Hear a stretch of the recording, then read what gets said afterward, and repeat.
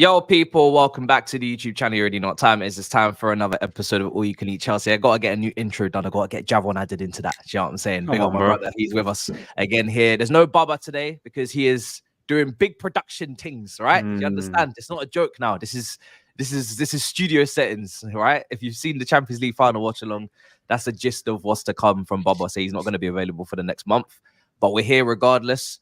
People have been saying, you know, you need to upload more. I don't think so. I think I've had a long season. I think I needed this week in between the season ended and the Euros. It's not really loads going on. There's whispers, but there's no bids. You know, if there's a bid, guys, you know I'll be there. You know, if there's a bid, real concrete shit, and it's 100% certain, we will be there. But right now it's a lot of talk, and we're gonna talk about it today. We're gonna see what's going on. Miz, talk to me. How you doing, brother? Yeah, good, man. Still recovering. Some of you guys might know, like, just had a bit of cold and flu, and still hanging about. But slowly but surely recovering, just in time for the transfer window to open up. So yeah, it's gonna be a lot of dramas, man. It's gonna be a madness. Younes, brother, how are you feeling? How are we doing today? I'm good, man. And yeah, it's all kicking off now, isn't it? This is where doubles had to start getting made because I was missing. You know, when you miss things and then they just pass. It's like, oh crap, that's outdated now, and it's been like 2 hours. It's kicking off now. So yeah, I'm glad the window's open today. The Euros start. Bro, this is a good time away from, you know, the madness that club football can give us. This is a good time. So yeah, I'm good. Yeah. And Javon, brother, how are we feeling? How are we doing today? Good to see you again. Wagwan, people. Hope everybody's good. Hope everybody in the chat is good. I'm actually excited today. It's early where I'm at. I'm excited. We got football today, international football. We all know the spark and the magic it can bring. You know, I'm happy. Chelsea transfer news is going to drive me through the wall because we'll get into that a bit later. But yeah, I'm excited. I'm excited to get into it. Yeah, I mean, there's a lot going on. There's a lot of the little things kind of happening through the cracks. I mean, I guess we'll end on the Euros because the Euros is later on today. We'll start with the transfer news and kind of get that all done because there is a lot of talk in the town, as they say. And the first one is Olise, as Younes is saying, it's very difficult to keep up, which is why partly for me, I was decided, let me go see my family this week and let me not try too much because trying to keep up with all of this, you will never see the sun. You'll never see the sun because it's just 1 hour after the next. It's Matt Law. If it's not Matt Law, it's Fabrizio. If it's not Fabrizio, it's Nizar Cancelo. If it's not, and it's like, what about fresh air? What about oxygen? What about grass? You know what I'm saying? So I'm kind of rounding up everything today in this show, and I'm thinking Olise complex release clause. Others can activate, but not us. Well, do you know what? Funny enough, Man United can't activate. We can't activate. Newcastle, who are supposedly interested, can't activate. And I think I may was it? Yeah, it's Champions League teams. I think the release clause is for Champions League teams. Yeah. Yeah. So how old is? But Matt Law started that rumor and then came out 2 hours later saying, "No, it's fine." Chelsea are very much into this. So it's what I'm talking about. Can you imagine if now we reported that, edited it, cleaned it up, put it out 2 minutes later? It's wrong. It's wrong information. Thanks, Matt Law. Just had a whole video edited and condensed for your news for it to be wrong. Wonderful. Do you actually have a video released? Huh? I've got an editor. I can't edit. No. Do you have a video you've not released, or are you talking hypothetically? No. Oh, okay, cool. This is why I don't play these games, Younes. This is why I don't play these games. This is why I don't play these games, bro. Because if it's outdated now, I'm gonna want to drop it purely because the hard work went in. But I can't. Yeah. It doesn't make no sense. But what do we make of that? Because we feel like we're favorites, right? We feel like we're favorites. Yeah. I'm not sure. I mean, I'll let Younes go first because he's very confident. He's favorite. You take the floor, bro. You take the floor. No, I think we're clear at the moment, man. Look, if we don't get Olise, it's Chelsea's fault. We've blown it, right? Okay. If we don't get him, it's down to us. I think right now we're clear in terms of where the other teams are. United have only just sorted their well, I say sorted their manager situation. We know what's gone on there. And any other team that's potentially interested, I don't think they're as far as Chelsea. Chelsea are already talking with Palace, talking with the player. It's basically close to being advanced. Like, yeah, I don't feel like anyone's as close. So he wants London, apparently. Some of the rumours were saying he wants London. So as long as Arsenal don't come into the picture, we're good. So I think it's looking good. So far, it's looking good. And I just hope Chelsea don't throw it away. That's all. Yeah, I think so. When I saw Newcastle initially on the list, I thought that was potentially them kind of putting their name in there to put pressure on us to give them potentially Madueke or even a Mari Hutchinson. Because if Almiron is leaving at 32 years old, right, he didn't really have the most incredible season. He had a nice little, purple patch at some point under Eddie Howe. Maybe it's, okay, we need to replace Almiron. Madueke is definitely more affordable actually than Olise for them, because the release clause is 60, and if you're not a Champions League club, you might have to pay a little bit over, depending on if that news is correct or not.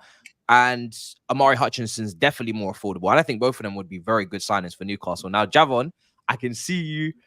I can see you clenching your fists. Yes, because I know how much you love Madueke, but bro, talk to me. How do you feel about a potential Madueke out? Nope. Hell no. If we sell this guy, I know you guys don't rate him as highly as I do.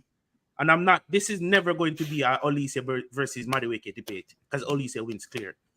I just think we need two players for that position that would put with quality. Or even with quality, and two players that can give us something differently, right? At times, Madueke, not at times, 99.9% of the times, Madueke will beat his man on the right-hand side. You double up on him, he's still going to beat both of them. Still going to take both of them off, right? I'm not asking for Madueke to be the starting right winger for Chelsea Football Club, because him alone is not going to get us where we need to be, obviously. All I'm asking for is quality Premier League experience on that right-hand side, right? And the way how Maresca plays ball, it's geared for Madueke to thrive under this position, right? And it's the same thing with Olise. When Olise comes in, obviously he's going to be the number one. But what's going to happen in games when Olise is just not working? Because remember, majority of the times when when Olise plays, he takes the ball up on the right-hand side and he tries to cut in. That causes a crossing path for him and Palmer. Because Palmer is the same thing. So why not have someone, you know what? Let's say this. Why not have someone? You know what? Olise is not giving me much in this game. Or Palmer is not giving me much in this game. Why not move Palmer into the right half space and then put on Madueke to hold the width? What's gonna happen when we're pinning teams back? We're playing possession game, right? What's gonna happen when we're pinning teams back, right? When we need someone to hold that width on the left and the right hand side. What's gonna happen when we need someone to beat someone and go down to that byline? What the fuck are we doing? Why can't we just have two players for that position? So this is the problem, right? This is the problem. In my opinion, Olise can do all of those things. I just rate him so highly. He can hold the line if he needs to. He can beat a man. He can go on the outside. He can go on the inside. He's a very unpredictable dribbler in terms of the way he goes. But I agree with you. I would rather keep Madueke as another choice, especially with Conference League. We could play 60 to 70 games next season in terms of all four comps, which we should all be going deep in, and Club World Cup at the end of the season in the summer in Miami. So for me, I agree with you. But from a tactical perspective, I think Olise only opens more doors instead. He doesn't close any doors. It's not a thing for me about Olise closing doors. I just want quality for that right hand side. I don't want to. If let's say you're going to give, let's say you're going to give Palmer that attacking right half space, which is people are saying it's an 8. Under Maresca football is going to potentially be a 10, and he's going forward, right? Yeah. Why not have two players for that position? I don't want to be moving Palmer to the right and trying to jinky something. I try to fixate something when you could just pull an option off the bench. I'm not asking for this man to be a starter. And what if he does embrace that starter role and decide and roll his socks up and says, you know what?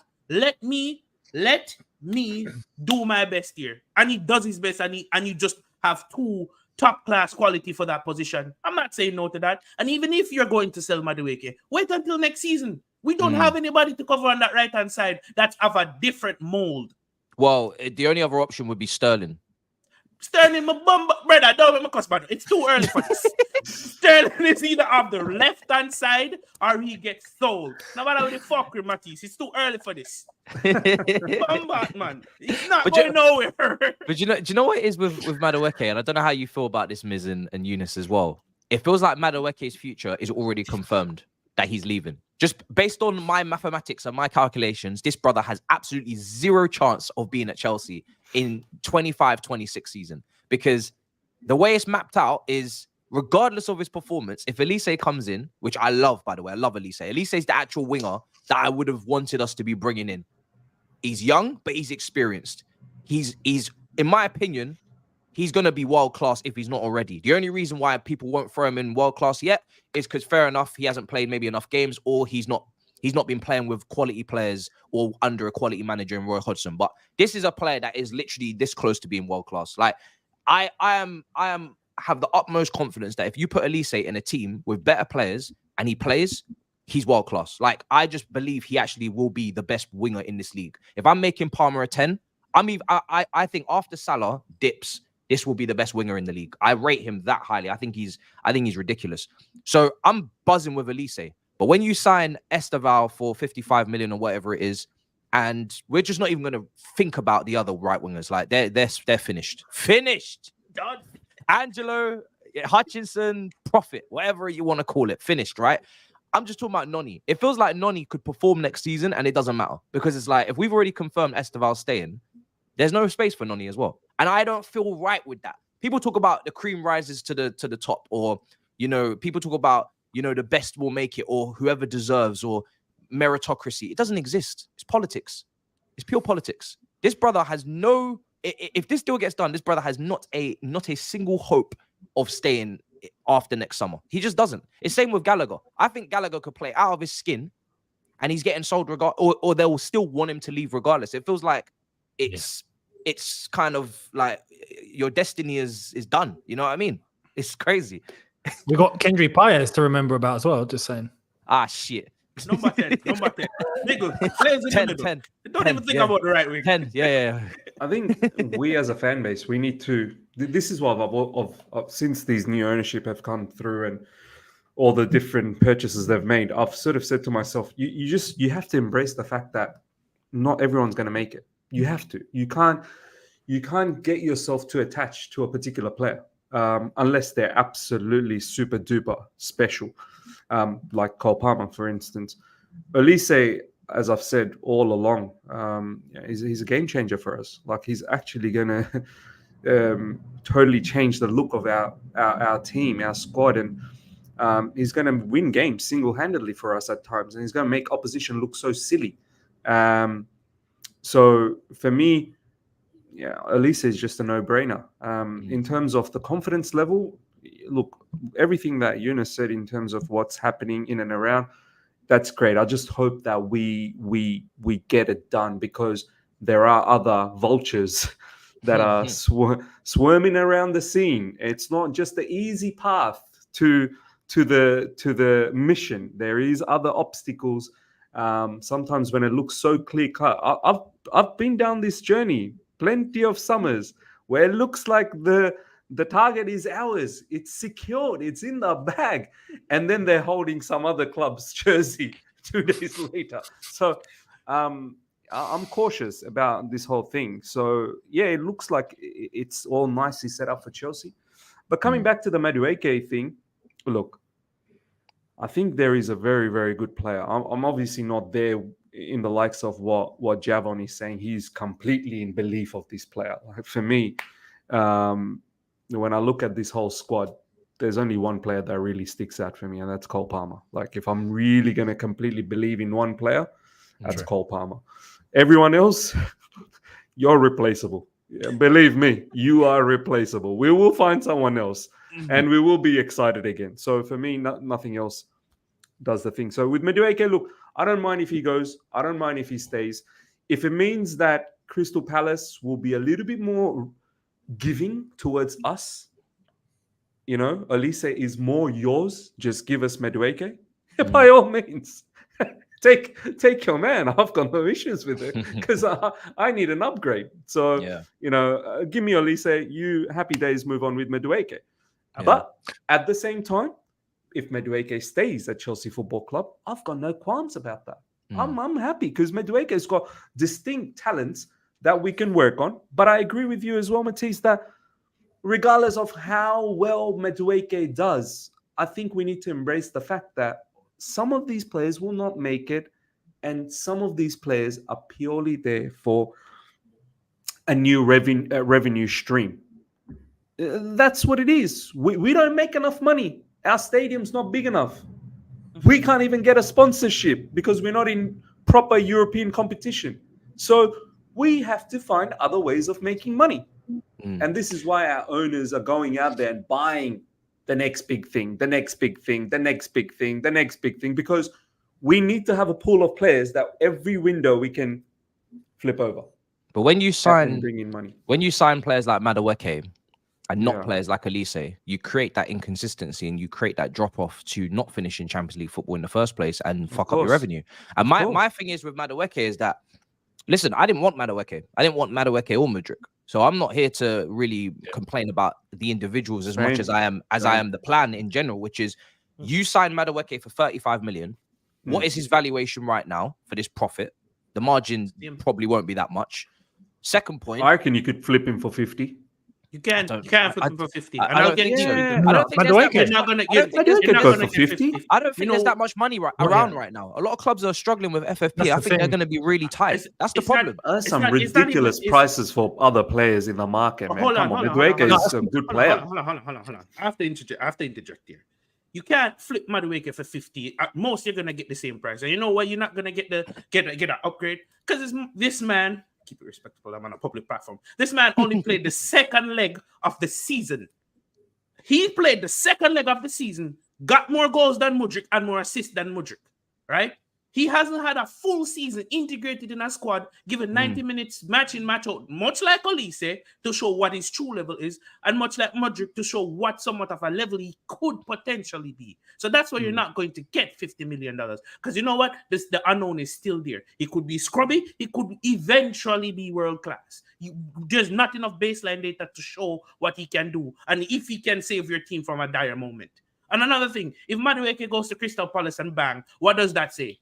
Does that say it's at his level? He's at that level? Or is it a fact that, okay, he got consistent game time at a lower level? Because that's the same thing we've seen with Olise. Olise has the potential to be world class, right? But we've never seen him in a top class team next, right? And Iceman, come on, playback. I'll deal with you then. No, it's a good. Someone just pointed out. If Aston Villa is saying John Duran's worth about 35-40 million, what has he done? What has he done to be worth that much? I don't agree with that valuation at all. My thing is that I just don't see many clubs. So I always believe that your valuation is dependent on who is interested in you. Do those teams interested in you have the money in the first place to pay the price that you want to set? Because if you're selling to clubs, we always we might not have the money, but we always flash the money. So of course, when we come in, people see us as a cash cow. They're like, "Yo, you're gonna pay 40 million." Well, you might not think we have the money, but everybody thinks we got money because we always show the money or we always pay the money. My thing is with this situation is that when it comes down to Madueke, do people truly believe we have actually like? Can we fairly judge him? Like, has he had enough time? Havertz had like 3 years. You know, did we actually give this guy enough chances or enough time to fully judge him and say, nah, scrub, get rid? I personally would say the answer is that's what some people will tell you. Now, me personally, I would say no, right? We had last season is the only one I'm really counting for a lot of these new players, because the season before there was like 40 players in the squad and about 3 managers between Potter, Lampard, and Bruno. So I'm just not expecting any talent to flourish in that environment. Anyone who played well in that time where we scored like less goals than Luton did this season, credit to you, you know. But you're not going to get judged off that. So off this season, Madueke has shown improvements. 100%. He has done exactly what I expect a 35 million PSV talent to do, which is show signs. He's not complete. He's not got his whole game figured out. No, he's still raw. He's a good dribbler. Still raw. He showed he can track back. He showed that there's a glimpse of him having a shot in him. And it's like a lot of people, when they see something from one season, and this is what really irks me, and this is why I don't like signing young players that are not ready. And when people then flip it and say, oh, why are you not happy about this young, unproven player coming in? It's because I know in 12 months, if you don't get world-class, consistent quality, you're going to turn on them. So don't bring them in the first place. Because what has Madueke really done wrong? He's improved, he's shown signs, and he's now playing in the top 5 league for the first time. He is. You should be thinking, okay, this player is going to improve again next season. That's the whole point of development. So if you're judging off Madueke what you saw last year or Jackson last year, then you're not understanding the point of an upward trajectory in terms of development. If you judge, and I'm not making a comparison, but if you judge Frank Lampard of his first season at Chelsea when he was young, and you said, right, that's the level he's at, he's not good enough, then you're not understanding what a young player is meant to do, which is upward trajectory. That's the whole point. So this is why I'm saying that's the whole point of this project. This is why I'm saying he's worth 50 million. Madueke is no scrub, man. There is some underlining really good skill set in this particular player. And one of the really good stuff that I saw from Madueke last season later on under Pochettino is his off-the-ball work rate. He started to move like a freaking beast on that right side. He was covering ground. He was cover defending. And every time he had the chance to counter-attack, but as you lads have said, there are things in his game where he dribbles, and then those moments don't materialize into more goal-scoring opportunities. However, if there is a particular Premier League club or any other club around the world, right, top clubs obviously, if they feel that, you know what, there's something about this kid, we will give him the game time he didn't get all the time at Chelsea, and we'll get those other bits and pieces that he needs to develop on, and they could look at that 50 million as a bargain.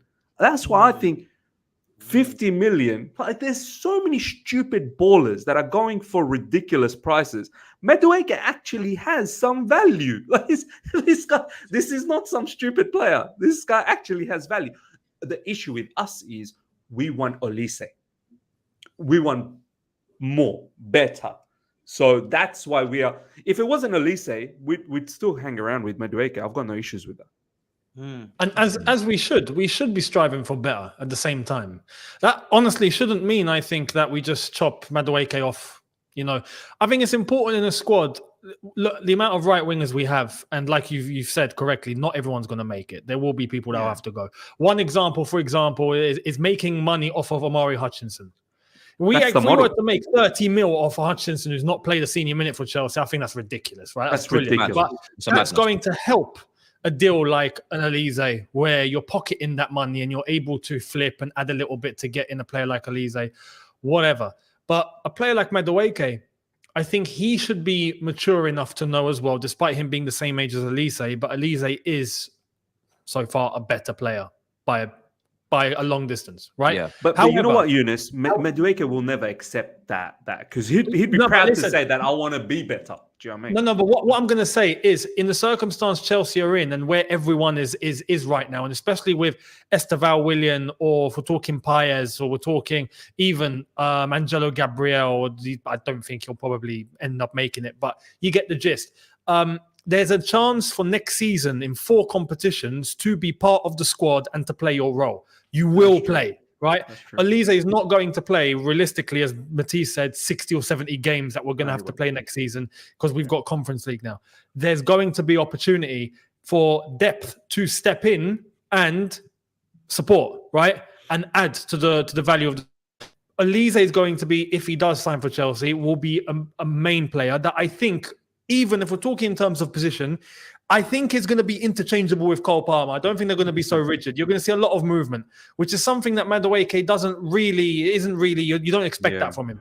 But in games where he's going to step into, as other players in the squad will have to step up and play that supporting role, that's a chance for Madueke to impose himself even more and develop from this past season that's just gone by. He is a good player. There is something there. And like I said yesterday on my video, I look at Madueke and I think there is room for him to even go further. There is. He's a good player, right? And he has shown that level of maturity towards the end of the season where, okay, now he's stepping up. Cool. He's doing what we were hoping for. In fairness, if everyone's going to be honest, he had a better season than Mudryk.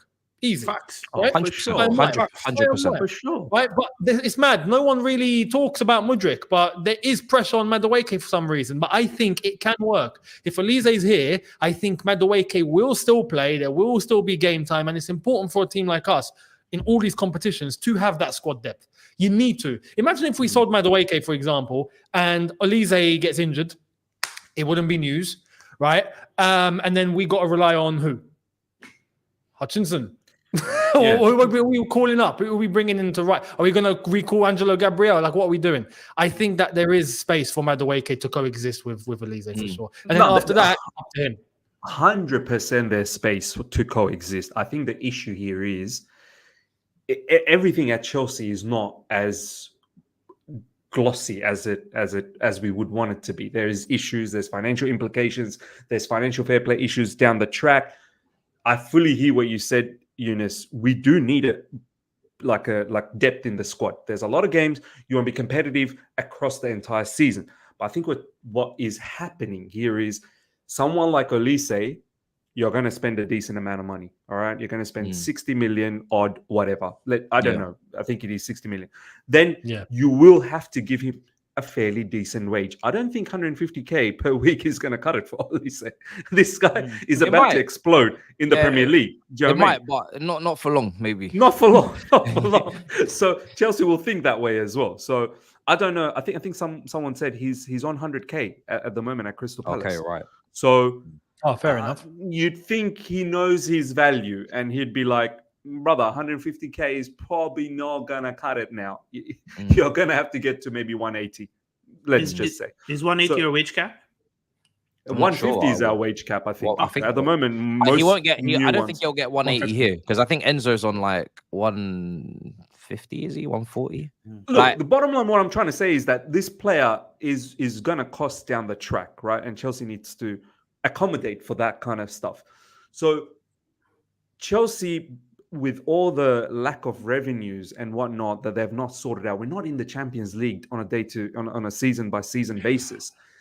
They do need to let go of players as well right now. That's the issue that we find ourselves in, this predicament where we can't seem to have two good players in every position as yet because overall situation doesn't allow for us. We got away with financial fair play this season because we got rid of 2 hotels and a car park, right? But the issues do exist next season as well. Any purchases we're making this season, don't forget, there has to be outgoings, sizable outgoings as well. Because our operating costs throughout the season is quite excessive. We are not in the profit at the end of the season. From what we earn and what we spend, we're always in the negative. And that's an issue for us. So I think this is the predicament Chelsea finds themselves in, that if there is a suitor for Madueke who wants to buy him for a lot more money, I think Chelsea will be at the present are okay to let him go and bring in Olise. And as the team hopefully one day gets into the Champions League and the revenue streams do start coming in the future, you've got Estevao, you've got Kendry Paez. Hopefully there will be 2 good players for every role. That's how I see it. I want to say real quick, there's a good conversation happening in the chat as well to like maybe even provide a solution to this. But what's going on with the left-hand side? And with Madueke, right? We know he's a right winger. He's right-footed. And he does have a certain profile where I have to ask the question. I don't think he's done it before, but I don't know if anyone is on it. Can Madueke play from the left? I've never seen him do that. He's left-footed. He's been predominantly used at PSV. Right, at PSV on the right-hand side. But when he played with Xavi Simons, they would often rotate because Madueke can whip in crosses from his left-hand side, from his left foot. So it's how it's deployed. Like I said, he still have the technical 1v1 quality, and how Maresca plays ball, he likes to pin the fullbacks back and get them isolated 1v1. So maybe if he could develop a role where he can do that on the left-hand side and put crosses in, that could also be a solution. Listen, I'm never asking for this guy to be a starter over Olise, especially this season, because he has to earn that spot if he gets there. I just want quality on that side and 2 different options if necessary. That left-hand side needs attention. I reckon. As far as Does what it does need one of attention. those left footers need to become the next Leroy Sané or something, because you need to be able to play on that Leroy Sané, Man City, Leroy Sané on the left. I think it was Sterling on the right, Aguero down the middle. That version of Leroy Sané on the left side is one of my favorite Premier League wingers. Like left-footed, left side, able to score goals, able to do cutbacks, able to cross, able to go past players. One of these left footers, and it won't be Olise, it shouldn't be Palmer, based upon him being, one of our highest output players, and most of those goals coming off the right. I don't think then he should be the one to go to the left. It should be a Madueke or an Amari Hutchinson. If you want to be part of this left-footed FC, Kenji Pius is there. Angelo, I actually really like Angelo, but I've kind of just given up. I like Angelo as well, man. I like him. I still want to see where he goes. Do you know what I mean? Probably back to Strasbourg, but someone's got to be able to eat that left-hand side up and say they're going to be over there. So we'll see.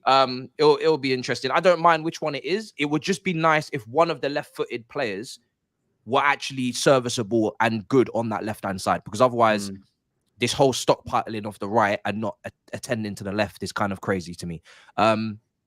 I wanted to also ask you guys about the striker situation, which we got to get into. We've got Jason Derulo, Duran.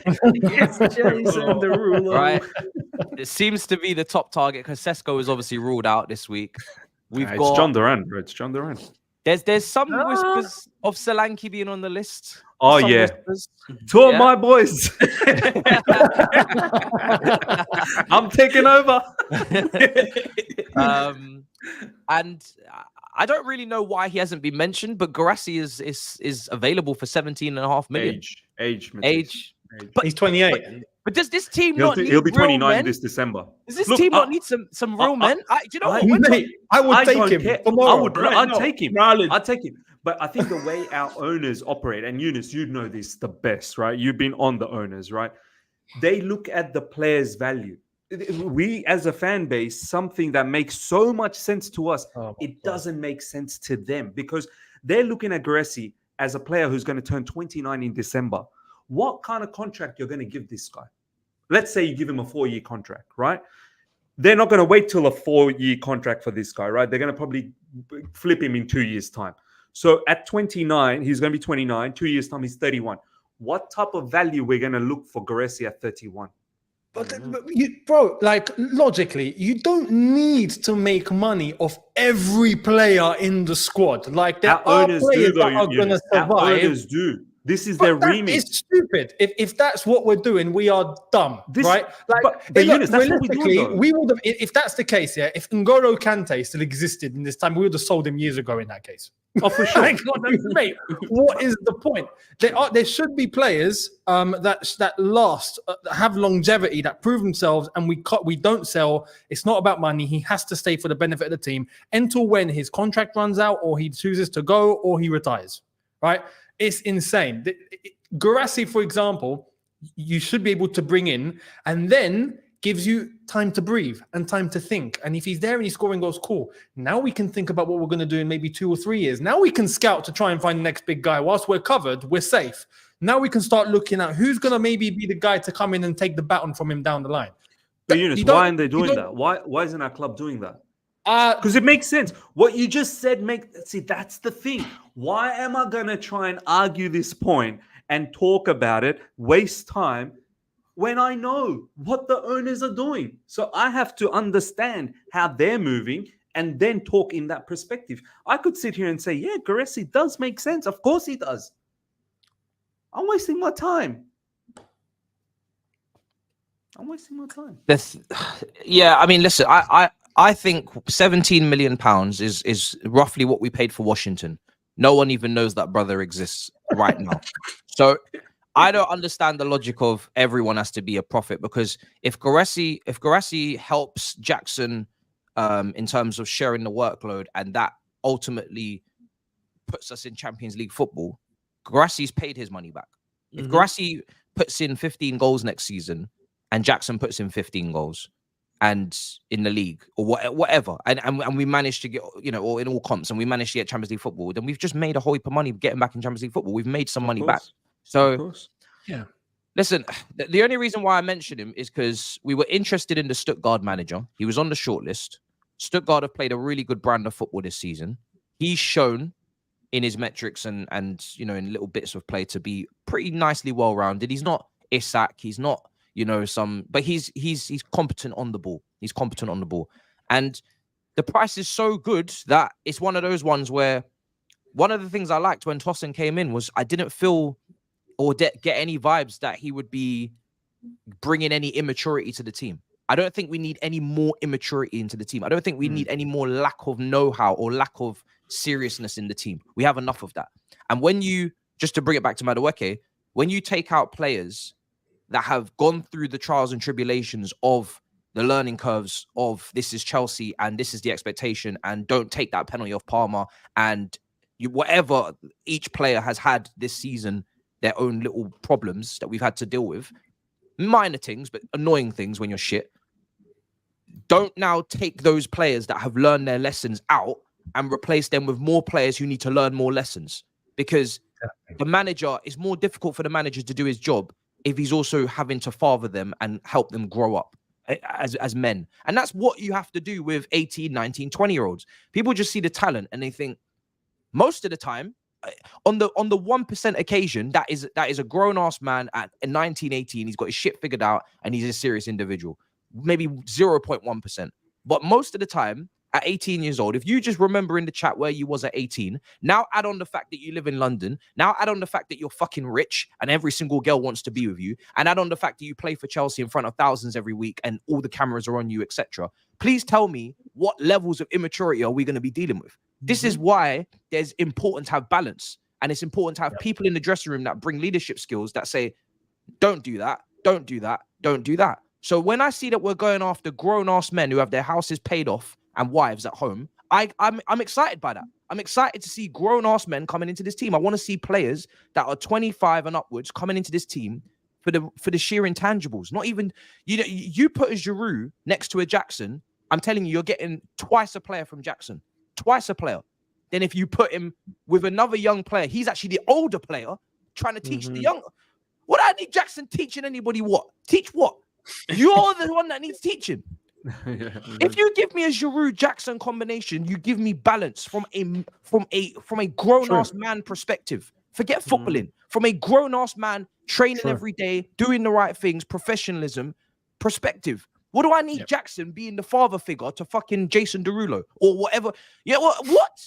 Because I've heard that Derulo's had a few little, you know, problems here and there as well. Attitude problems. Yep, he has a bad attitude problem. Yeah, and then when when you put problems around problems, you get more problems. And apparently, your Jason Derulo, he might not even look at Nicholas Jackson as a father figure. He might think, I'm your father figure. Jason Derulo is thinking, I'm coming to Chelsea to be your father figure. He's probably thinking, I'm the captain now. Yeah, they've brought me to the club because you can't do your job, brother. Like, maybe he goes down that route. You know, you learn from me. From the reports I've seen. It's that reverse Uno card. Do you know what I mean? So we're sitting here thinking, what's Nicholas Jackson? What's he going to teach? No. Man, I think we got it all the other way around. No. Look, we say it as a joke, but that's legitimately the case. He's had words with Unai Emery. I think John McGinn spoke on Duran's attitude. Duran is coming here with the same type of thing, put a chip on his shoulder, thinking, hey, I can finish better than this guy. I can potentially come in here and take over his position. And that could potentially cause problems, especially if Jackson is injured at the start of next season. If this man comes in here and puts in a good performance, he's going to be this is from him, of course, he's going to be expected to be the starting guy. Why should we add someone to this dressing room who's going to cause problems that has done nothing of note in football as a whole? Man, I can't even tell you he's Premier League proven. That's how bad it is. He hasn't been playing in the Premier League to that much. So why do we keep going down this road? No, I get it. With the signings of Colmar, Palmer, Malagusto, he could potentially come here and do something. I just don't want to keep on gambling with the striker position because we've had this problem for 5+ years now. We haven't had a proper striker since Diego Costa, and it's driving me nuts. Every single year is a trial and error. All kind of fuckery, and it needs to stop. It needs to stop. We need to get the money, whoever needs be, go sign someone that can come in and do a job for us and can finish. When we were linked with Alvarez, I was okay with Alvarez, right? Because I know he can finish. He's won everything in football, and he actually played week in, week out at River Plate, along with Enzo Fernandez. So he could come in and do a job. Cool. I don't know what happened to those things. He just died all of a sudden. There's strikers out there like maybe Gaikor who could come in and do something. Oshiman, he's outpriced us, right? You're muted. You're muted, Matisse. So you know what it is, Javon, bro? I'm not even pushing for like a 100 million pound splash of a striker. Because personally, when we finish in the Conference League, we reap what we sow. In my opinion, we don't have the divine right after finishing in Conference League to be splashing 100 million on anybody. To be honest, I personally think we need to move shrewd. We need to move smart. There should be low cost opportunities with high reward that bring intangibles into the team and balance things out. Because when everybody's fit, or if even 90% of the team's fit, it's a talented team. So I'm expecting the medical team to hold up their end of the bargain because Pochettino's gone. So you're going to keep Lavia fit, who wasn't injury prone before you bought him, right? And played the most minutes for an under 21 in the season before. You're going to keep either one of Nkuku or Chukwuemeka fit. Pick one at the bare minimum. You need to keep some of these players fit so we can see what we've actually got. And then when we're adding the 3 or 4 on top this summer, they don't need to be 100 million pound players. So this is my thing. Now, if we had signed a Duran and we didn't have a Washington and we didn't have a Fofana, I'm not talking about profiles. I'm just talking about the stockpiling again of young strikers. It's like you need to, if you're going to do a due diligence on these players, then do it. Because why are these players irrelevant right now? Like completely irrelevant in the conversation. We're talking about potentially bringing in a backup for Jackson who's young. So why are these guys of no use to us? Did you not need to sign that profile of striker? Duran's a different profile, right? So what? So then we don't need those profiles that you bought in. So when you bought them in for a combined fee of 28 million pounds for Fofana and Washington combined, which is the same money you're going to sell Hutchinson for, or the same money that you're going to roughly demand for Madueke, probably maybe 5 million more, you're going to get maybe 10 max. Like it all adds up. People are just happy to just throw cash away. 28 million on 2 strikers no one's talking about. No one cares. 28 It goes million. to show our recruitment's been a mess. But And it's like, if we're now backtracking on everything. But at the same time, we're clapping. Because we're getting another young striker to do the role that one of these 2 young strikers should have been able to do. It's like at some point, this is why enough is enough. Like, I get it. They can scout. I get it that this guy might have something to him. You said that with the last 2. Are we playing Russian roulette without the Russian? Where's Roman, bruv? You know what I'm saying? Like, bro, this has to because what you do when you do these things is you're taking a lot of risk. It might work, it might not. If it doesn't work, the consequences are not good. The consequences are Arsenal lift the league in your face. The consequences are you don't make Champions League. The consequences are you miss out on the Jordan deal. You need to start thinking about the consequences as much as you do think about the hypotheticals, because the consequences are staring you in the face. So everyone can praise or tell me about patience, but if Duran doesn't perform in his first season, people will be like, "What the fuck's this scrub doing here? Bring me the next young kid. Bring me the next young kid." My question is, and it's a genuine question: what profile is Duran? What amount of games can you tell me you've seen him play consistently to give me a profile? If you see him doing in 1 or 2 games, that's not legitimate enough. Come to me with logic and facts. Come to me with that baseline of data and say, Javon, watch these amount of games, and then you can take out what he could potentially bring to Chelsea. What can you tell me that he's done? Again, I've said this before. Call me crazy all you want. If we're getting Duran on loan, cool. It's a loan deal. If you want a loan and striker, I'm telling you, say whatever you want. I'm going to PSG and I'm taking one of those strikers, Gonzalo Ramos or Kolo Muani. I'm taking one of them on loan. Like, what are we doing here? So genuinely, I'm asking, have you guys seen a baseline of data from Duran that you can give me and tell me that Javon, he could do this. When Jackson is missing, he could definitely come in and do this. No, I have not. I was gonna say, Miz, go. Yeah, no. No, I've not seen him. I'm not even buzzing. I'm just there, you know. I'm just living right now. Do you know what I mean? I'm done trying to argue. I'm more trying to understand now. I can sit here. I've gone through the Younes phase because Younes is still there. He's not moving. He's built a empire there and he's living there. Me, I did build a house, but then I thought, you know what?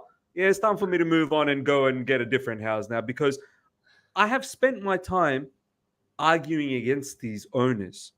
Now it's my time to try and understand these owners as to what they're doing. Whether that is a good thing or a bad thing, that's a different debate. I'm here to understand what they're doing. You understand what I'm saying? I like that you're bringing that because I haven't been doing daily uploads. I needed to get that out of my system. Okay, yeah, so I'm glad that you're here to do more of the understanding because right now I needed that. No, of course, and by all means, like each to their own. Go and get it out of your system. I've already got it out of my system, so I've got no more rants left in my blood cells anymore. I'm more trying to figure out why Duran. So this is my thought process as to why Duran, right? And then I'll give you my perspective. Is it actually wise or not? I'll let you know. Why Duran? His wages are going to be cheap. Yeah. All right? He's a young player. He's 20. So there could be potential of this guy maybe being something where these guys can... You have to think commercial. Every single player, you must think commercial. Younes said a moment ago, why should we think commercial? I'm sorry. This is the remit. This is Chelsea Football Club now. Whether we like it or not, this is what it is now. Duran's doing something for us commercially. So, as in he's going to be worth something. You just mean like keep the money down, basically. No, but I thought you meant in terms of like he's a brand that we're going to sell shirts. Oh, no. What I'm saying is if we buy him for about, say, 35, 40, the expectation from our owners is that he's going to be one day 60, 70. That's the expectation. Oh, yeah. Low wages, young age, room for development, possibly one day being worth 60, 70 million. All right. And they're going to make money out of that. This is the policy around Duran. Now, do I think it's wise to get a player like Duran? I don't think it's wise because it's going back to Matisse's point. What are we doing here?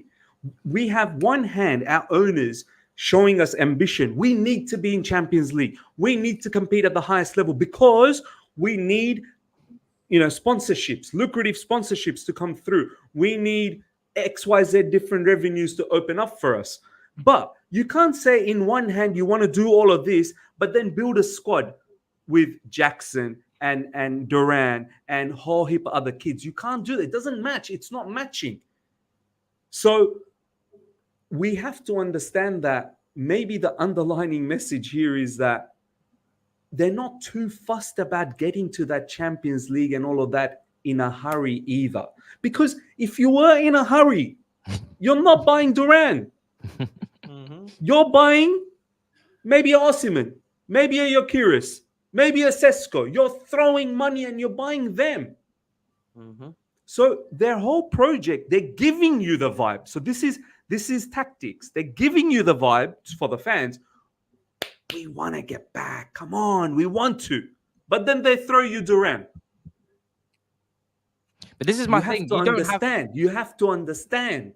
Then they're here for the money, and the whole situation of going to the top is only going to happen by chance.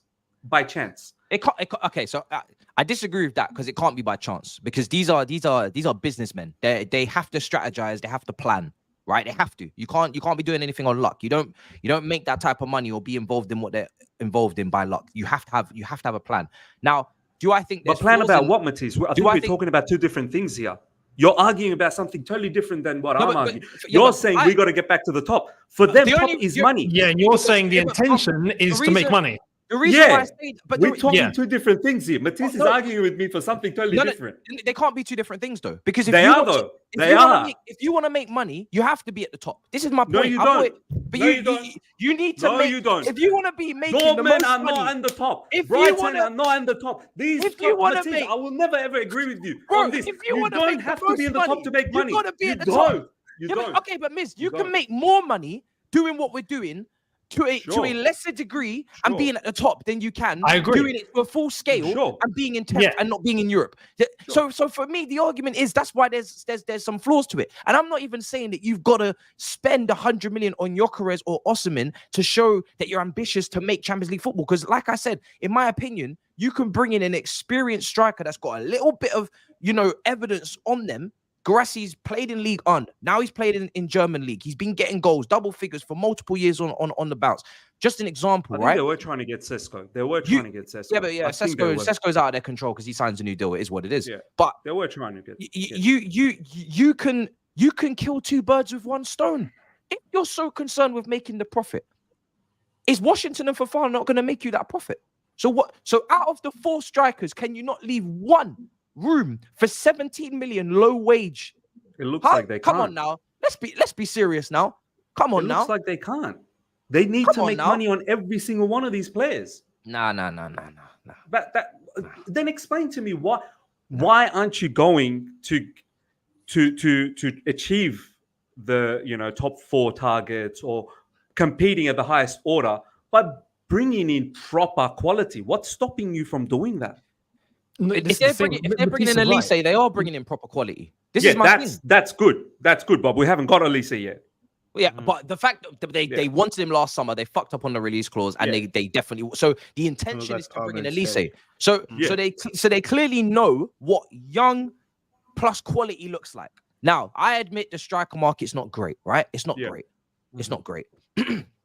So you are taking a bit of a gamble, but they know what quality and experienced young player looks like. They've just found that in Elise, right? And they've got it a couple of other times. So I don't think the ambition is, it can't be just to continue to flip, because you can't flip all these guys anyway. You couldn't if you tried. So for me, I don't know. I think it lies somewhere else where they want to make profit off the Angelos. The profit margin needs to be big enough as well for it to compensate for the lack of revenue coming in the other way. That's something that you have to think about. With Hutchinson, the profit margin is really good. So if they sell Hutchinson, as much as I'm like, damn, I really wanted to see him, I can understand that, because you've just paid 5 million tribunal or whatever it was, and you sold him for 30 or 25. You made a good chunk of profit there, and you didn't even play him. Madueke, you're playing with 5 million. It doesn't make as much sense. So each case is different for me. It has to make sense. So look, I hear what you're saying, Matisse, and yeah, of course, Elise is that kind of a player that shows that you are ambitious to get into top 4. But then, when we look at the striker, when we look at our left side of our field, when we look at our goalkeeper situation, when we look at even in our defense, it's not like we're going for top and by top quality, I don't necessarily mean 100 million plus players. I'm talking about very good at the highest level. Do you know what I mean? So, and even our manager, like Maresca, is someone who's not managed in the highest level. So all of these things, I don't know whether it really screams out to us.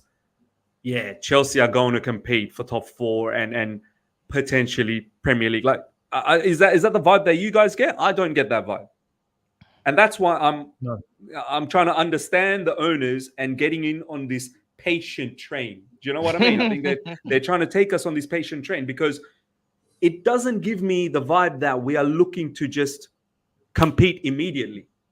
Because if we were, we wouldn't be making the kind of appointments that we are making.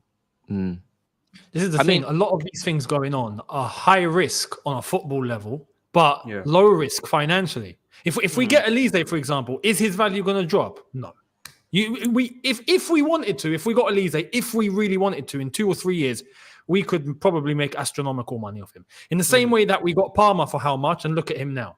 Or there's players that could easily be sold now for pure profit. Boom, we're getting money through the door. Players that were coming in that are, for example, Washington, or these guys that didn't cost much to begin with, but overall, in the overall grand scheme of things, it's probably a low risk for the club on a financial level. But on a footballing level, and this is where I think we're differentiating. I understand both of your points. I think on a footballing level, it's true, you should be aiming to go higher, and then you will get more money that way.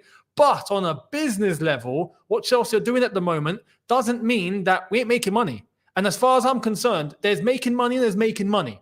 Right now, it looks like the club are happy to go safe. And for example, invest in, if we're talking in comparisons with like the crypto market, you can invest in Bitcoin and Ethereum and you're safe. You don't need to worry, right? But you're making a little bit of money. You're making your profit margins and they're cool. Or you could go high risk now and try and go for all the altcoins and the shit coins and whatnot and try and 1000x your value. And who knows, you might even blow it or you might become a flipping billionaire. You never know, right? So that's where I think with the players that we're looking to bring in, it's more, I feel like the owners are more concerned on sustainable profit margins first. And then if success comes with it, then cool. If it doesn't, it's all right because we're safe. I think that's the level I think they're operating on. And you have to go back to, someone mentioned it in the chat and I completely agree. Go back and listen to what Feliciano has said, to what Egbali has said, and to what Bowley has said. And all three, even when they walked in and after, have all said that there is a big focus on the business first at Chelsea. Simple as that. And I honestly think that's the example they're setting. Younes, we don't even need to look too far. Look at the way Real Madrid chases success and look at the way we are chasing success. Yeah. Just compare the two. Just compare the two, how they're chasing success and how we're chasing success. And then come to a conclusion. Do you not see similarities? We've been compared to Real Madrid a lot. You not see similarities? Look, you are really gonna go down this road. You guys really gonna go down this road, bro. Sometimes I'll let this finish. What I'm trying to say is that Younes is spot on what he just said. That's exactly my point. I think what they're trying to do is be sustainable from a business point of view first, and if success comes, that's a bonus. However, they're not going to say that to you in your face because then that sounds weak. They need to obviously say, we are ambitious, we're doing this, we're doing that. But at the end of the day, not every piece of our squad is of that high caliber level. Do you know what I mean? This competition, this Premier League is a tough beast, man. This is not easy. Let me say there's one thing to take into huge consideration. Step outside the box for a little bit. The people that are saying, oh, but we spent $1 billion. We're ambitious. It was part of the deal when they walked in. They had to invest $1 billion or 1.5 it was, or they had to invest. That was part of the deal walking. They picked up Chelsea on the cheap. People got to remember that. They bought Chelsea in its value of 2.5 billion. Peanuts. For what it really should have gone for, right? And I reckon they've already doubled the money. I reckon they've doubled their money. This is the thing. Look what they chose to spend $1 billion on. Players. Kids. Yep. Why though, Younes? Why? The thing is, why kids? I think Miz is spot on. Exactly. I really think Miz is spot on. It's about being successful business-wise first for the owners.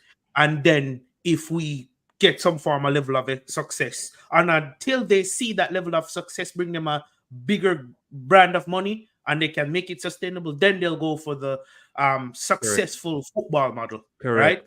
But the reason why I haven't been engaged in this conversation, sometimes you have to say fuckery and leave it alone, because we've been saying this. We know what this is, right? We know what this is, and we know what this.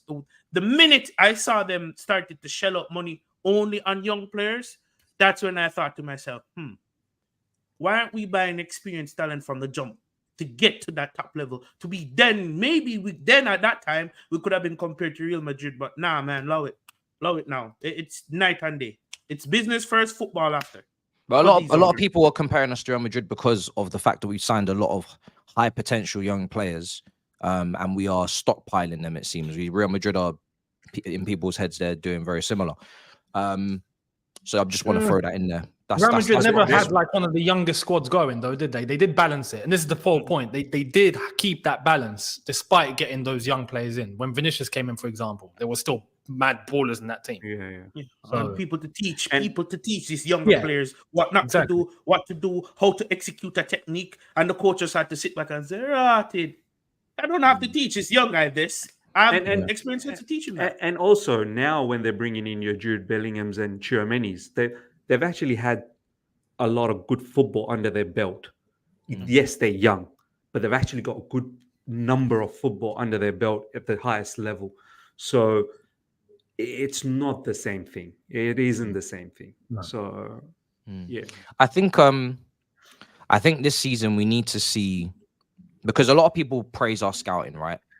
Yeah, I don't like to go so heavy on that, because I think after £1 billion spent, which is the equivalent of, well, it will be 1.2 probably euros, depends what currency, but we're talking about 5 to 6 Neymars to PSG in 18 months, right? 5 to 6 record, like world record transfers. So there's meant to be quality in the team. Now, I think if everybody can keep themselves fit, we should have about next season 5 to 6 people performing at a consistent world-class level. That's that for the scouting to get this level of credit for the amount of money spent. I think we need to be seeing 5 to 6 world-class consistent performers next season. Not just Palmer, 5 to 6 world. Yeah, in Nkunku, Olise, one of the right backs, the midfielders. Those are the parts of the team I'm looking at. They all need to be giving me consistent world-class level performances. If we're not doing that, then something's going very wrong, because what we can't do is continue to keep gassing it, but we're not actually seeing it on the pitch. We need to see it on the pitch. They need to be fit and they need to be firing. The manager's been appointed now. It's meant to suit the players. People need to be fit and firing next season. There's no excuse for not making Champions League. And this is why I say we should be in the Champions League next season. Because if you're going to give that amount of spend and that amount of influx of players, that amount of like praise, which is, by the way, you're a postman delivering the post. Your job is to scout players. You're meant to do good scouting. It's not something I'm like, oh, unless it was an incredible fine bargain, right? Like a gusto. But you know, most of the time you're meant to be doing your job. You're meant to be getting that right. That's what you're paid to do, full time, all day, every day. So well done. You know what I mean? But I need to see it on the pitch. So it should be, and like I said, I always exclude the manager out of this, because the manager is their appointment. He is his own entity. But from a director standpoint, with what you've put in, and what we need to get out is Champions League football next season. If we can't achieve that, then we need to tone it down on all this. They've done an incredible job. Can't have both. What you just said, Matisse, in theory, 100%. I fully agree with you, 100%. But for a second, and I want to throw this back to all of you guys, from a human standpoint, just think about this. And I'm not trying to show some sort of sympathetic side to Poch here. I'm not trying to do that. But from a human side of things, a lot of these players, I think they're going to see their 4th or 5th manager at Chelsea Football Club. I think with Enzo, that's the case. With Cucurella as well, I think that's the case in a very short time. With other players like your Cole Palmers and your Conor Gallagher's, who are so tight-knit with a particular manager, they go away off-season, and within few days of the season ending, that manager goes away. I think we have to understand from a human element as well. It's not just about picking up the paycheck and it's a job. You go out there and do your job. There is a human emotional side of things as well. We have to be so careful from moving on from here that the statement that Matisse just made, like we have to make top 4. Yes, of course we do. But let's just say for argument's sake that you don't. Right? You don't. There's a good possibility that you may not. Under a new manager, new style of football, it could take a bit of time. You can't be chopping and changing anymore. I'm sorry. Because this is detrimental. This is not your Frank Lampards and Didier Drogba's and Peter Chekhov those days. These are like kids that we have, and you keep chopping and changing and chopping and changing. I'm telling you, you're going to go nowhere. So there is going to be adversity. I'm fully expecting it. I'm fully expecting adversity next season. But don't and we have to hold it. We have to hold it. This is where this is where we clash. Not me and you, but I'm just saying in terms of the fan base clash, because I hear you. the fan base, myself included, want results, want trophies, and want achievements, right? Yeah. Because we're proper Chelsea, and if you don't win, then get out, right? And if you don't perform as a player, as many people have said, Madueke, get out, right? No time to waste. On to the next. The cream will rise to the top. That ruthless mentality, and not having grown-ass men that can handle that ruthless mentality, it doesn't work. Young players need patience, need time, need love. Yeah? And we're talking about the opposite, which is bring. And this is why you at least with this situation, you've got to sacrifice something. Or you either want to see more experienced players, not necessarily expensive, but more experienced players that will be able to balance your expectations and demands because they've mentally matured and they're ready and they've played a significant amount of games, or you're happy to keep doing the buying of young players constantly, but then you have to have patience. By default, you have to have patience. You can't turn around and say, I'm cool with having 4 under 22 strikers. I'm cool with having 4 under 22 years of age strikers, but then at the same breath, sack the manager if we don't win something and make top 4. Because you're just asking for the world. It's not making sense what you're trying to do. Yeah. Quality doesn't match the quality. It's not making sense. Expectation. Yeah, the maths. This is what Poch said at the end of the season as well. I think he almost to the point where he broke down by saying, "You need to understand they're kids. I can't." They're not going to go any more than what they're going now. I can't get more out of them now because they're kids. Give me some real men, then we can go more. I think he was trying to say that at the end of the season. And now he's trying to say a lot. the club, and now the club have doubled down, right? And they've got an Enzo Maresca in, like exactly the biggest gamble and risk you could possibly ask for, right? So this is where. And I agree with Matisse. 3 years into the new ownership, they've chosen to go down this route. They've chosen to do what they've done, and now they've chosen to take a huge gamble on the head coach, right? On Maresca. I'm sorry though, top 4 is a minimum. If it's outside of the top 4, and I hear you, which is why I don't think there should be any calling of heads for any players. Or even Maresca himself, if Chelsea don't get there next season. But things would have to change upstairs. End of story. Like, it would have to, right? Because we can't just be chilling and waiting about for... We would turn into... Look at United now. Last time they won a league was when? Over 10 years ago now. Manchester United. Over 10 years ago. That's ridiculous for a stature of that nature, right? And we're not that far behind, right? So... We can't. There has to be some pressure. There has to be some pressure put on, and the correct changes needs to be made. If we make it, we make it. If we don't make it, changes at the top need to happen. Do you know what it is, Younes? What the saving grace is that football is an emotional game. So this is not the time to be emotional because there's nothing to get emotional about because nothing's happened, right? Yeah. But we're emotional because we're emotional. But for proper luckily, and this is what I love about this sport. It's very difficult to think clearly if Arsenal win the Premier League next season and we don't win anything. Yeah, so, it's all well and good being calm now, but the consequence of you not achieving is others achieve.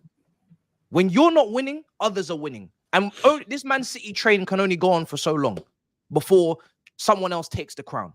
And when and if that day does come, the amount of pain you're going to feel in your heart, I promise you, it will burn you. It will burn you to watch your rivals win. And when your rivals are winning, it's a different level of pressure then. Then it's a different ball game because no one cares when Man City's winning the league. And truth be told, half of our fan base have probably become numb to not winning anyway. We've lost so many Wembley finals in a row that we've become numb to not winning. It doesn't affect us like it used to. We used to win something every year. Now we don't win every year, so it's like, it's become normalized. It's become the norm.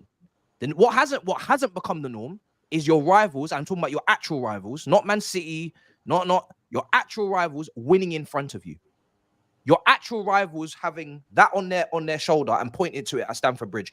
When that happens, talk to me about your patience then. When that happens, talk to me about your balance then. Talk to me about 2030 then. If you can still do that, if that happens, then I will call you Superman. Because I know personally, I'm not gonna have time. I'm not gonna have that. I'm not gonna have that. I need to be in those conversations soon. We've gone long enough without being in those conversations. I know emotionally I ain't gonna be able to sit there and watch no rival do serious dirt on this legacy and start to turn back the clock. We've been the most successful team in this city for the last 20 years. And we've been the most successful team in this country probably as of 2 years ago for the last 20 years as well. That is starting to erode away. And the longer the more it erodes away, I'm telling you, the more people are gonna be like, this ain't really funny anymore. It was funny the first 2 years. It's not really funny the second 2 years now. It's not really, I'm not really fucking with this. Arsenal just picked up back-to-back Premier League titles. Man City on a chilling thing because they're going through a little. No, this ain't funny. No. So, listen, because we can only do this whole hope they do that for us and favor here, favor there. Listen, I'm getting tired of asking for favors. We're not in the Premier League title race next season. Next season, we got to ask Man City to do favors again because Arsenal in the title race and we're not.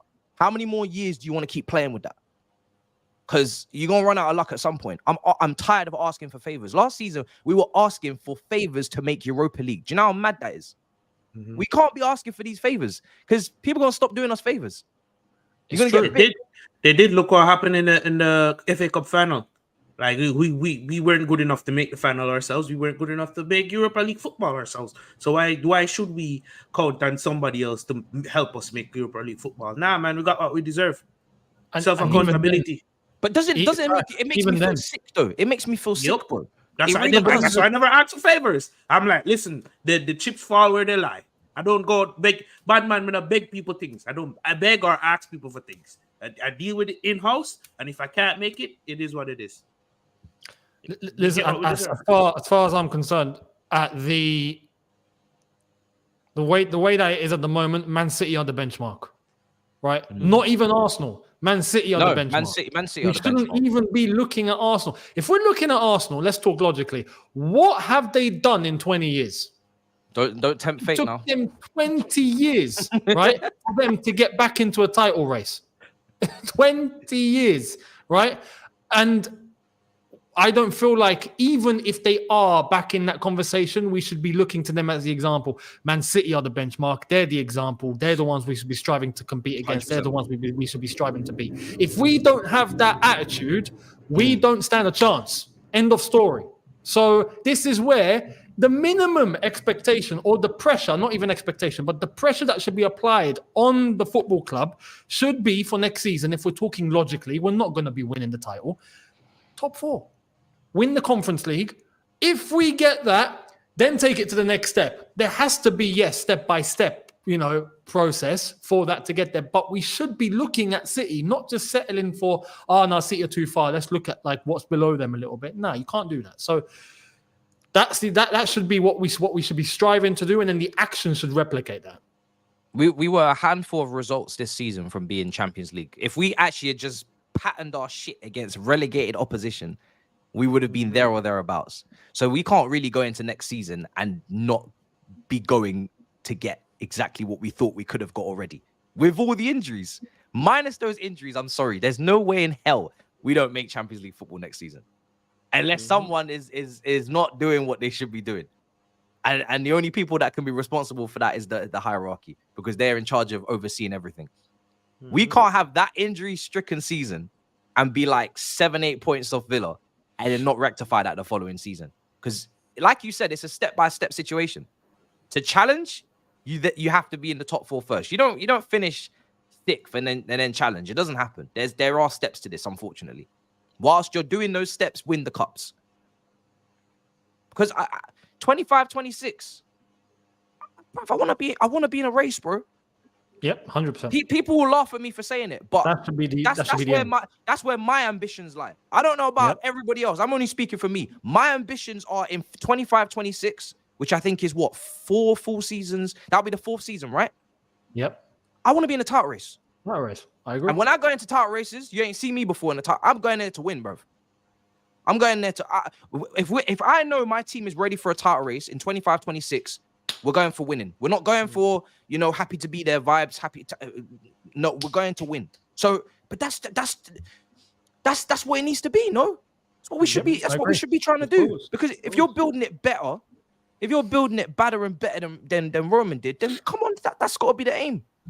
It's got to be the aim. I ain't got all day, you know. Like, you know, life is fickle, bro. I could get hit by a truck tomorrow, bro. I don't know what's all this. I don't know what's all this, brother. Man, am I talking about? Oh, when I've got grandkids, we'll be pushing. I'll be like, bruv, what if I die tomorrow? What's wrong with you? Like seriously, what's wrong with you, lot?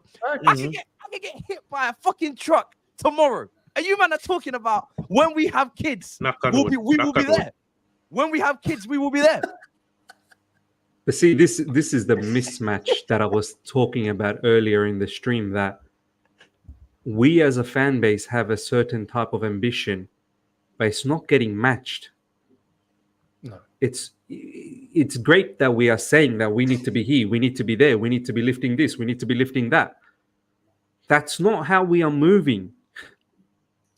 So this is why I go back to Matisse. Like, who are you complaining to? Who are you throwing your rants to? Like, everyone's with you, Matisse. Everything that you've just said, we understand. No one's actually against anything you said. No, I think what you're failing to understand is you're failing to understand what these owners are trying to do. You don't want to understand that at all, and you're throwing all of these things that we all agree with. But that's not matching what the owners are doing. Because if what you just said, we want to be in the Champions League, we want to be in the title race, we don't want anyone else to win, we want to win. Do you think Maresca is the answer for that right now? Does that give you? This is why I put a break. As soon as I want to talk the way I want to talk, like a proper Chelsea, I have to put a break because my club is not moving in that manner. Do you think John Duran gives me the vibe that I'm going to win the Premier League in a season's time? Do you know what I mean? Like, this is why I think we need to realize what we are saying. Is it matching? It's a mismatch. But that shouldn't be that shouldn't translate to, okay, whatever the club are doing, let's just roll with it. I'm not rolling with it. But what I'm trying to say is that we're not even trying to understand firstly what they're trying to do. We're just trying to impose what we want to do, but we need to figure out, what are you actually trying to do? Bro, then only we can go out there and say we don't want this. Bro, the only thing I have left is that the players that we're targeting that may not have a lot of evidence are just gonna magically bang. It's just like I'm just hoping that Jason Derulo is as he's as talented and he has the underlying metrics that we haven't even really had enough games to really see full 90s wise. But I'm just hoping that people that are excited for Duran or want Duran, I'm just hoping that they're right. Like, I'm just hoping that he. Sorry, Matisse, I just want to have to cut you off a little bit. See this idiot Ashley Salles. Miss, stop this now. Give Maresca time. Look at Arteta. You effing idiot. I am giving time. My whole argument is I understand what these owners are doing, you moron. It's these lads who don't want to give time. Bro, I finally figured it out that it needs time. This whole live chat, you don't understand what these owners are trying to do. They're trying to send a message that be patient, motherfuckers. Exactly. I don't want to be patient, but I've agreed to be patient. Yeah, I don't. This is the difference. I don't want to be, but I've agreed to it. No, but this is the thing. I've wouldn't. I've tapped out. I wouldn't agree to it. This is the thing. I would look. Football right now, we know, is a results-based game. Yeah. At the end of the day, if we're this far down and all that matters to the fan base, realistically, isn't going to be at the end of the season. Oh, guys, we hit 120 million for the financial year. Fantastic. That's not going to be this far down this project with this new ownership what everyone's going to be bothered about. This is why I think it's best to just draw a line now. right? We're going into next season. Cool. Good luck, Maresca. Good luck, the players. Good luck to the club. You better have made this decision correct. After this long, you should now understand what you're doing. If you don't get top 4, you have failed. End of story. Heads need to roll. That's it. We ain't waiting anymore. That's where I think people from both sides, the ones that were saying at the very beginning to be patient and whatnot, and the ones that were going, no, this is looking dodgy, I think both sides can actually come together now and go, no, okay, this is a fair compromise by everybody. This is the bare minimum. Yep. Because otherwise, what are you screaming at Poch for, really? If we don't make top 4 next season, what are you screaming at Poch for? Maresca. No, Javon, you back me up here. You see where I'm going with this? Yeah. If we don't make top 4 next season, and we've gotten rid of the manager with loads of like injuries and training methods that are doing the gangan, and if we don't make, what were we screaming at him for in the first place? If we're not elevating anyone, so what's he speaks out? He spoke out. He spoke out. They want a yes man. They don't want a yes man. They want a coach. Listen, Matisse, Poch did not get sacked for footballing reasons. But the thing is, you don't have to feel bad for Maresca, because I'm gonna make a promise to you. I'm gonna make a promise to you as viewers, right? You will never see Maresca out on any title on my channel. I said the same thing. You will not see Maresca. You will not see Maresca. I'm gonna make this confirmed. These. Hold on. These are the views of Matisse, Miss, and Younes. If him come out with the fucker next season, I will be champion. Clip this. You. If this happens, you come onto the show and you leave me on. I'm never gonna be Maresca 100%. Never. No. There will be no Maresca out on this channel next season. Confirmed. Lock it in and load it. Right? Yep. Every single tactical change win Stanley and Stewart. Every substitution win Stanley and Stewart. Every lineup win Stanley and Stewart. Every fucking decision win Stanley Stewart. Simple. Yeah. Simple. I agree. It's very simple for me. I understand. Because they put him in the position. They decided to give a uni graduate a CEO role. You did that. You did that. He is a uni graduate. He did his degree, got a first, a master's. You put him in a CEO role and told him to run the whole company. You did that. So you will be held accountable, not him. Brother, it's very simple for me. I understand. You know what? I come into this season with less pressure. When last season, I was 100%. I was flying Poch's flag. I was under so much pressure last season. I'm coming into this season with no pressure on me. I'm chilling. Because I know where I stand. No, I'm not even giving Maresca a top 4 target. Just, brother, make it into top 6. That's good enough. I'm being serious. Because this is going to be a tough season. I'm telling you right now. This is going to be a very tough season. If you guys remember Sari's season, it took a bit of time for the team to click into Sari's methodology. That's what it's going to take. And back then, we actually had mature players. Now we got young kids. It's going to take time. Listen, as a coach, if we come 5th, 6th, I'm actually quite cool. And then let's go again with Maresca. Go again. As a coach, I understand where everybody's coming from, and the bigger onus and the bigger blame will be on the sporting directors, right? One hands down, 10 toes down, 100%. But as a grown ass man, your decisions hold weight. As a coach, as someone, I'm not saying manager. As a coach, you're supposed to coach and put out a proper starting 11 and put out some form of tactics to get this team to succeed or to have a successful run of games or whatever the case may be. But if I see fuckery on the field, if I see foolishness on the field, I'm going to call it out. He doesn't escape all blames. He does not escape all blames, bro. I'm going to criticize and I'm going to praise. But what I'm not going to do is I'm not going to blame him for any in terms of when it's all said and done. I'm not going to him. When I'm looking for change or I'm looking for action or I'm looking for consequence, it's not him. It can't be. By definition, it cannot be because they hired him. Did you want him? No. No, Did you I didn't wanna even know about Do Maresca. you know? Do you I know didn't even him? know about No. Maresca. Does anybody No. in the chat? Did anybody in the chat No call one. for this manager? No one Not a wanted No. singular cellular, No not a one wanted single cell, Maresca. not a single cell in this chat called for this manager. So therefore, none of you can even be held accountable in any way. No. You wouldn't even be accountable anyway, right? Because we don't make the decisions. But you didn't even know him, so I cannot look anywhere else other than the people who hired him, because it's them taking the gamble with some of the signings and it's them taking the gamble with the manager. If you want to gamble, go ahead and gamble. You're gambling with our football club though, in Las Vegas, red or black. Red or black. If Right. it lands on, if it It lands is a on the wrong gamble. color, This the ones entire who- thing has been a gamble. you know, From sacking Thomas Tuchel to every single managerial decision has been a gamble.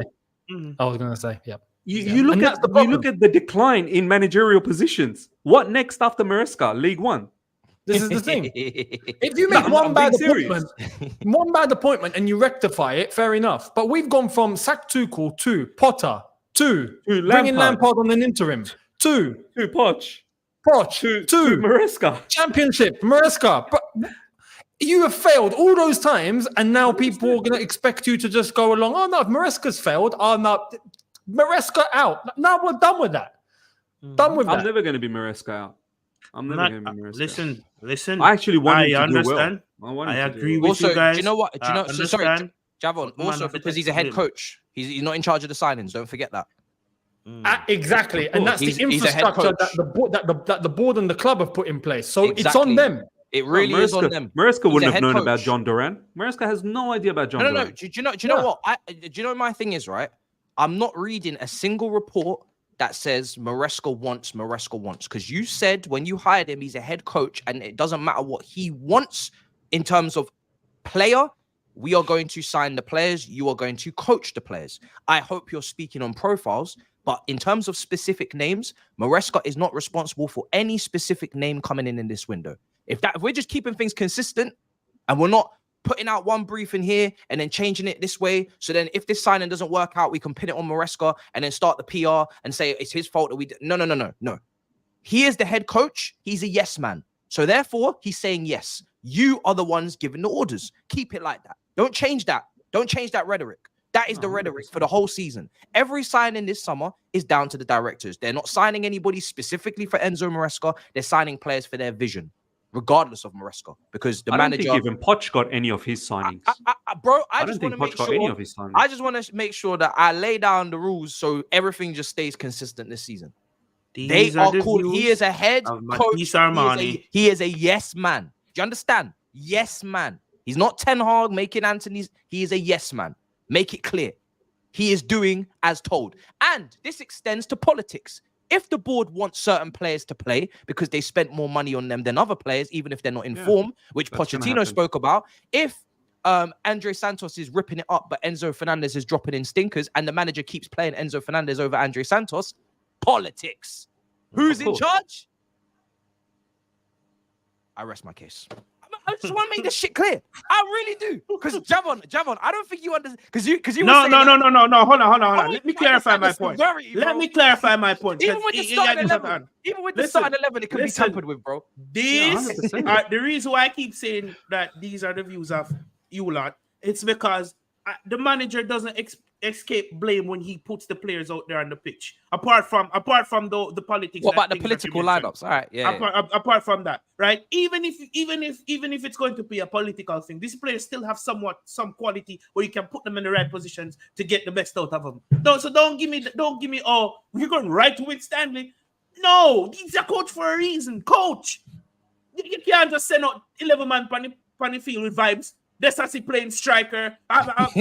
Jason Duran at centre back. No, but Madueke, Javon, I think we can all admit that he's been fast tracked and he's not ready for this job. I understand. So therefore, if he makes mistakes, how can I be angry with the man who was fast? This brother could only afford, he couldn't afford priority boarding, but we gave him priority boarding anyway.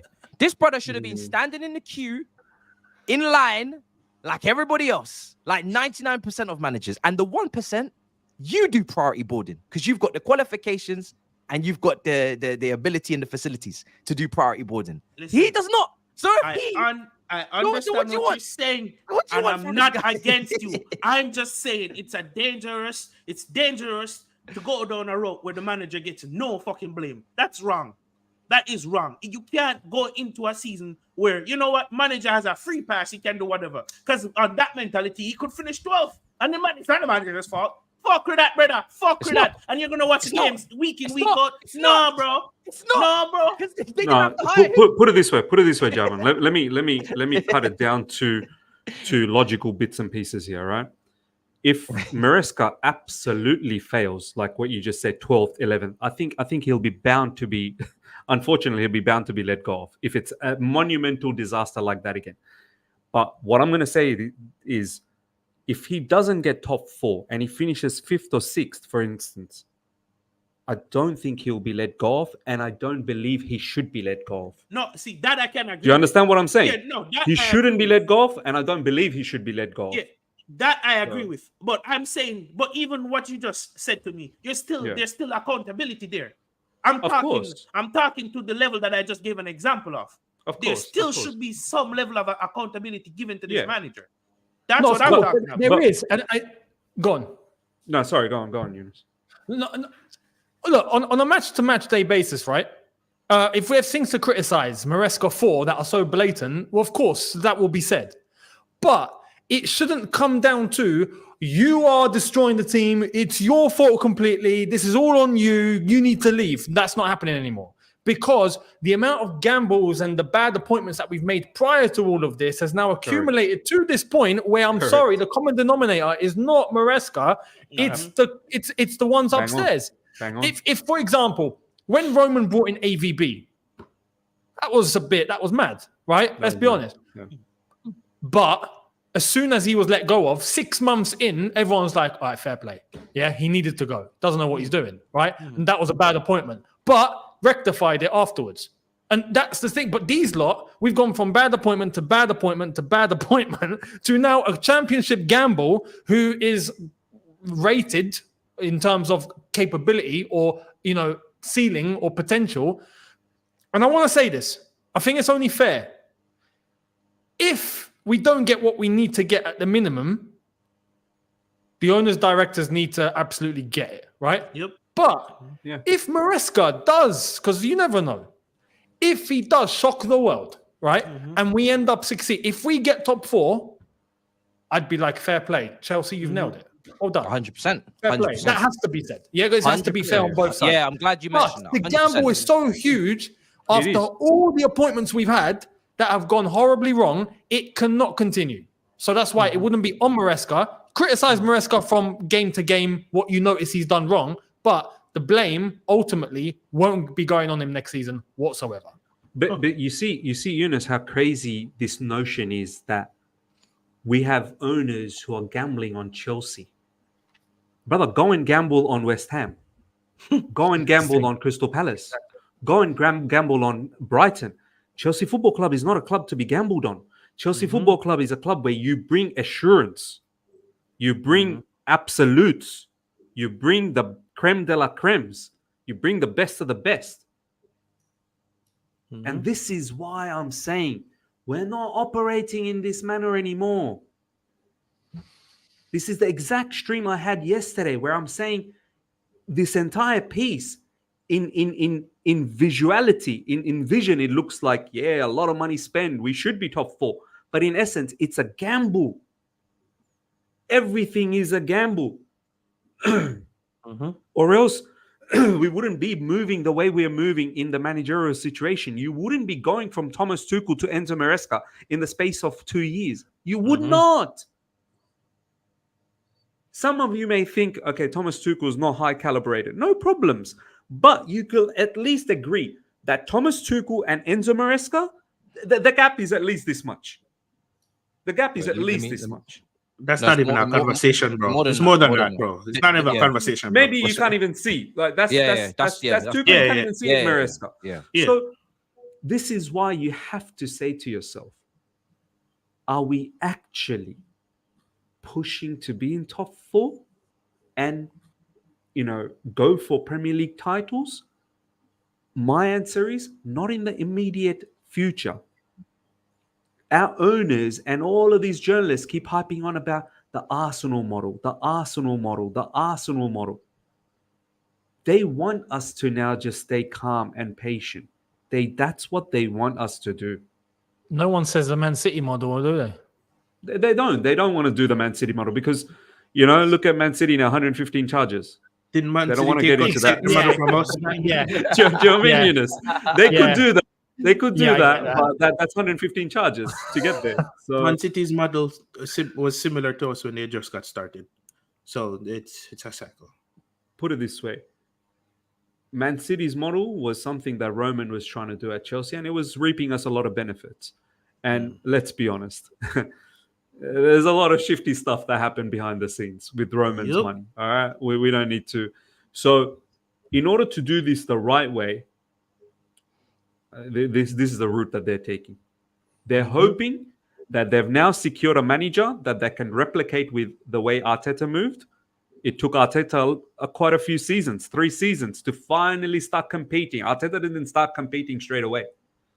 It took him a bit of time. And they're also hoping that all of these young players will stay together, grow together, and then eventually become top players for Chelsea Football Club, and then you start competing. For any of us to sit here and actually logically say that we need to do this next season, we need to do that next season, you need to calm yourselves down. That's all I say. You just need to calm yourselves down. Because all of these, we need to do this, we need to do that, then we should have had players to and the manager to accommodate for that push. That's not the case. Well, I mean, we're gonna fuck around and find out anyway. You know what I'm saying? We're gonna fuck around and find out. How's everybody feeling with the Euros coming up before I go super chats? Actually, let me do super chats first because I'm guessing a whole heap has just been said about everything. Big up LFC Sai for becoming a member. How do you guys rate the lit rumors? Shout out to Brazil. To be honest, I didn't even see the lit rumors. Is that from this morning? I would not rank them at all very highly, considering if it's not Fabrizio, if it's not Ornstein, and if it's not Matt Law. The other rumors, that's what they are. Rumors. Whatever wages he's on, we ain't paying. So Noni out means Esteval is Olise'S understudy day 1, indeed. But next season we don't have Esteval, so it's a strange one. Younes, that must have been earlier. He's definitely spoken his thing now. We should hijack Bayern for player. This brother's another deluded one. We could have got Kane before he went to Bayern Munich. We won't be signing Harry Kane. But these are old super chats. Based upon the discussion we just had, we will not be signing. I would love to sign Harry Kane because Harry Kane would be, assurance. That would be the type of striker that gives me 20 Premier League goals, probably 25 Premier League goals if you create chances for him. But Garassi doesn't come even under Roman 30+ policy. That's not true at all. Roman just didn't give more than 1 year deal to 30+ players. And they had to be 30+. They'd give you a deal first until you reach 30, and then when your contract's coming to an end, you get the 1+. But but Garassi is not 30. He's 28. He's 28. So he's not 30. He's 28. So he would get a 5. He would get a 4. He'd get a 4-year deal off. Yeah, a 4-year deal. Whatever.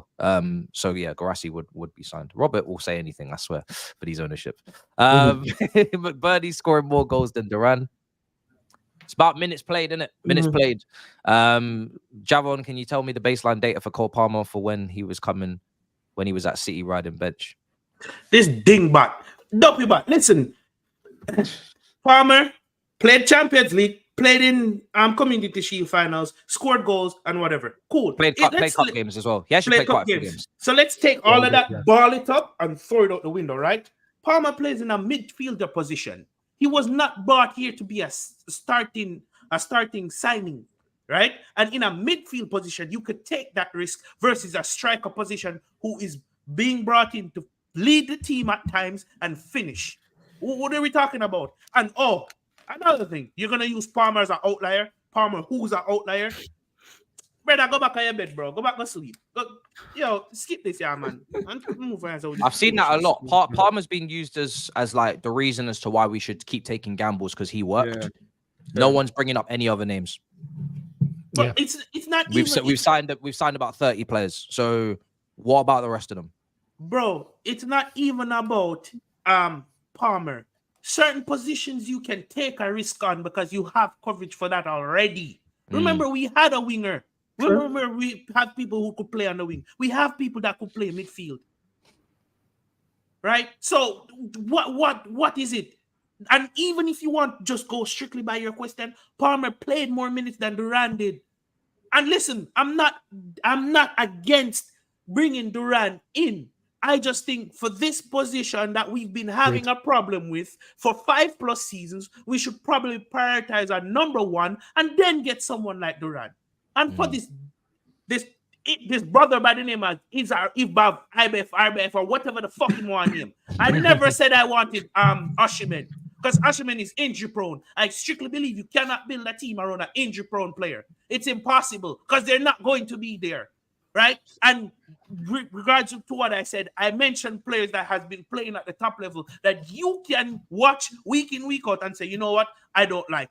Or you can watch in and week out and say, you know, I like, and this guy can do this, and that. What the fuck has Jason Duran done to deserve to be in the same sentence as Osimhen? And I'm not talking about levels. I'm just talking about playing time. Do you know what's funny? What can't you guys understand about that? But I never wanted Osimhen, but a lot of the Chelsea fan base did. I wanted Osimhen for Poch. I'm even close to saying most of the Chelsea. When Mikel was speaking on him and Drogba was putting his arm around him, I would say if you did a poll, over 60% of the Chelsea fan base would want him. And they were convinced, and they convinced me, we are going to pay over £100 million for Osimhen. All right. Imagine. All right. No. I'm just saying, from a business PR perspective, imagine being able to convince 65+% of people that you need to spend $100+ million on Osimhen, who they will deem to be world class and is the next Drogba, and he's coming, and Mikel and Drogba and all that shit, to Duran at Villa, and the same 65% will tell you that's all cool. I just find that absolutely incredible. I really do. How can you go from wanting that, and I'm not even saying Osimhen's an incredible player because I never wanted him. I'm just saying, how can you go from that as what you want to this and make it make? How does that make sense? I don't even understand how that makes sense. Exactly. And again, I'm going to say this as clearly as possible. That's what PR can do. This is why people pay PR companies a lot of 100% money to change people's thinking. I don't think people understand what PR is. PR is an incredible thing, and it is something that people will pay. Celebrities and big rich people will pay a lot of money for PR, because that is what PR can do. It can make you think that you're getting Osimhen. We're getting Osimhen, guys. We're getting Osimhen. You know we're getting Osimhen. We've been in talks. We want Osimhen, guys. We're getting him. He likes Chelsea. He supports Chelsea. We're getting Osimhen. How can you go from that to this? And you're still just as happy? I find that insane. I'm telling you, whoever we're paying and however much we're paying them, that shit is like gold dust. I'm telling you, that is serious good shit you're paying for. Some good shit. I'm going to say this again. When at the time when we were having this conversation, I was giving examples about players you've seen play leagues in, leagues out, week in, week out, months in, months out. So you, same set of people, can come to me and tell me that this guy is trash because you've seen him play. I have not seen Duran play consecutively to give a fair judgment on the guy. Right? That's all I'm saying. I'm not talking about quality. I'm not talking about what they could bring. I'm simply saying I haven't seen enough of this guy for me to warrant an emotional response or warrant a logical response or tell you that he can do this or he can do that. That's all I'm saying. Simple as that. Move on to the super chat. People are gonna piss me off, man. Move on with the super chats, bro. Move on with the super chats, bro. By the way, it's just come out that we've been given permission to talk to John Duran personally. So Okay, so that means personal we've terms. agreed a He's gonna fee. be a striker, bro. Well, it depends now, innit? Because the point that we were just talking about, now it depends what deal have we done. And if it's little money and a player that we're not bothered about, fair enough. If it's little money, fair enough. If we've given them 40 million though, I'm hoping it's somewhere around. I'm hoping it's somewhere around 30. Do you guys agree with the principle that if you're signing a young talented player, if you're prepared to pay 30 as a board, you should be prepared to pay 40? So if you're prepared to pay 30, you should be prepared to pay 40. Because my thing is, right, is if people believe that this is the guy we should be getting and this is the talent we should be buying, or whatever the ambition is, then you should be 100% on that talent, which means 30 to 40 million is not much. So it's not enough of a differential for you to be making it to be saying no or saying yes. It's like sacking a manager based upon finishing 5th and they finished 1 point off 4th and the 4th was the target. Do you see what I'm saying? Like then you need to strip it back and go into other, because you can't be sacking someone based off a point or a penalty shootout. So my thing is, if you really want that player, that shouldn't be your reasoning. Oh, he's 30 and now he's 40. At 30, I take him. At 40, he's not good enough. If he's not good enough at 40, he's not good enough, because you're going to need to make him 40 million to spin him for profit, right? So it don't make sense. If you're buying him, it's because you really rate him, and the cost, unless the differential is 30 to 60 or 70, which is not, then but Matisse, as a buyer, you always want to get the best deal for yourself. 100%. Just because you fully believe, like I could believe in this pen a lot, but I need a price for it. I'm not going to just throw any money on it. Like I want to make sure that I get a good deal out of it, so that when I do sell him, my profit margin is higher. So no, but I have to interject. Very sorry, because no, that's all right. There's Matt Law, apparently Telegraph, was saying that it could be worth up to 40 million. So with add-ons. But Villa have inquired about Matson. Ooh, what the hell? Hold on a fucking second. Aston This Villa? could be a swap of Matson and Duran. Let me just like make a straight release clause swap, 35-35. Yeah. Ian Matson's release clause doesn't make sense to me. His release clause is 35 million, and that brother is, after making Champions League final, he is worth minimum of 30 million. You are not going to make anyone pay 20 million plus Matson or 25 plus Matson. Don't even start that shit with me. Don't even play that shit with me. All right, the maths needs to math on this one. This is crazy. Crazy. Say for example, if it's worth up to 40, right? If his release clause is 35, let's just do it. Imagine if the deal is Matson plus 3 or 4 or 5 mil. Okay. Now is that a good deal or is it not a good deal? I don't like it personally, because I like Matson. However, if you're talking about profiles and you're talking about, okay, we need more physicality in the team, we need more height in the team, I can understand it. Because even though I like Matson a lot, when people tell me, okay, left back, we need to compensate for the lack of height in midfield, we need a more aerially dominant left back who can defend on the back post and more. Okay, fine, no problem. It annoys me that Chilwell and Cucurella are the ones making 200k a week, when I think Matson can easily compete on their level. But it's fine. It's fine. I get that logic. So cool. Profile for profile.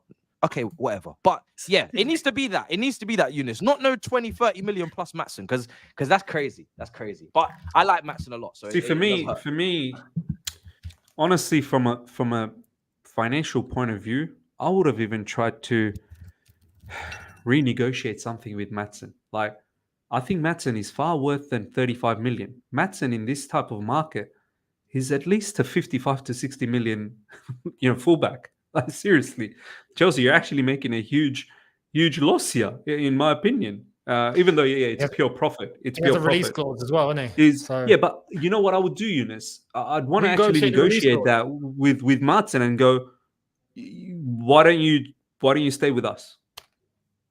Why don't you stay with us? We got a new gaffer. We don't have Poch anymore. We got Maresca. You stay with us.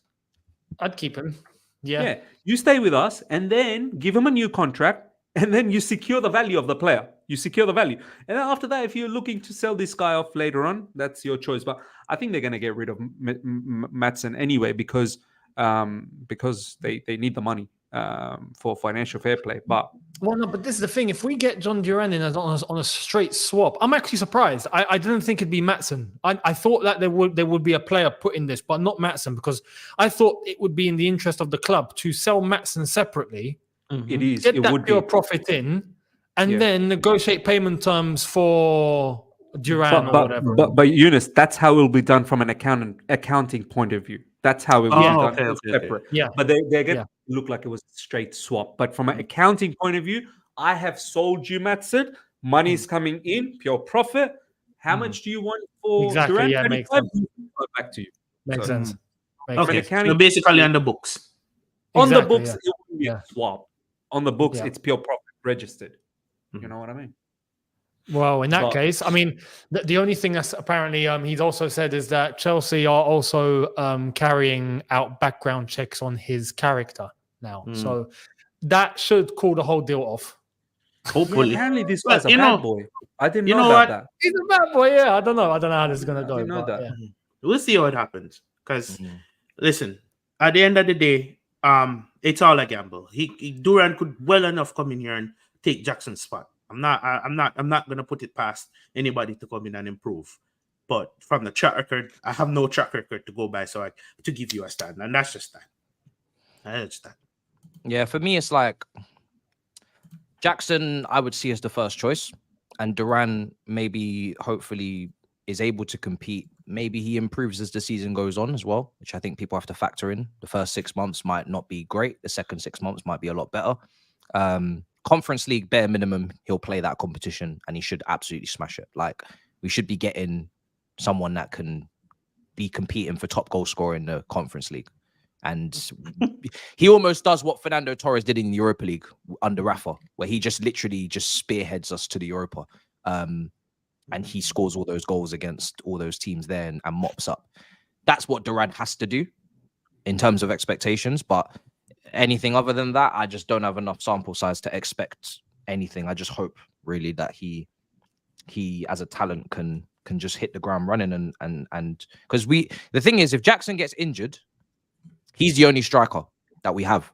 I don't really see Nkuku as a striker, but maybe he will be. David Dutton Fofana.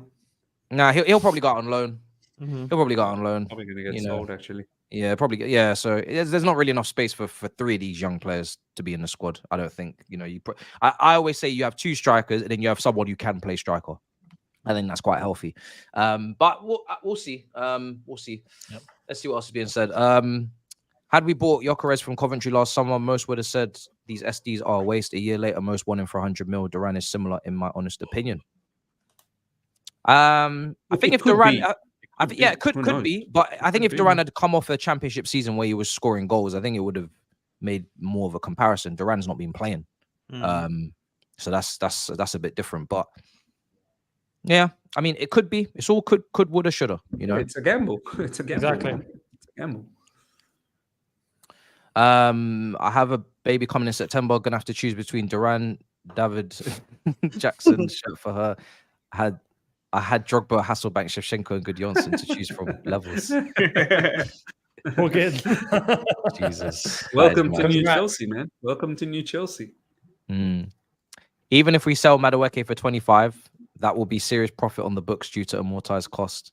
We can make profit on Mudryk and Lukaku. Yeah, I hear that, but I think he's going to be worth more than 25. Okay, so I'm not disagreeing with you because he must have signed an 8-year deal, right?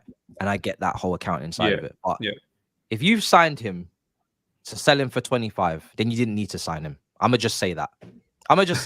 If we're signing players for 35 to sell them for 25, then fuck me, man. I'm tired. Like, may as well just stop reporting the transfer news. If it's literally just a money laundering scheme, then I may as well stop reporting it. Because welcome, Matisse. Welcome. Now you're understanding, Matisse. Yeah, because bro, it is money laundering. I'm not here to report the accounts. I can give a fuck.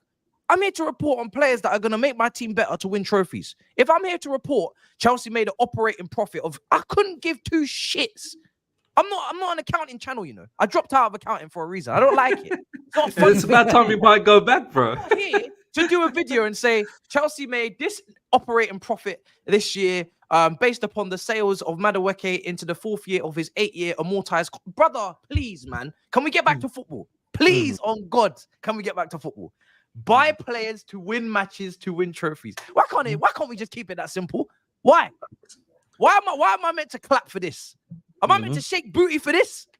Huh? Matisse, all I'm gonna say is that I don't know whether the enrollment is still open for accounting, but brother, I suggest you take up a part-time position there, bro, because you're gonna need to learn accounting. Are we meant to be celebrating this? Are we actually meant to be celebrating this? I want to. We're not meant to be celebrating. I think we're meant to be understanding. Oh, I don't want to understand.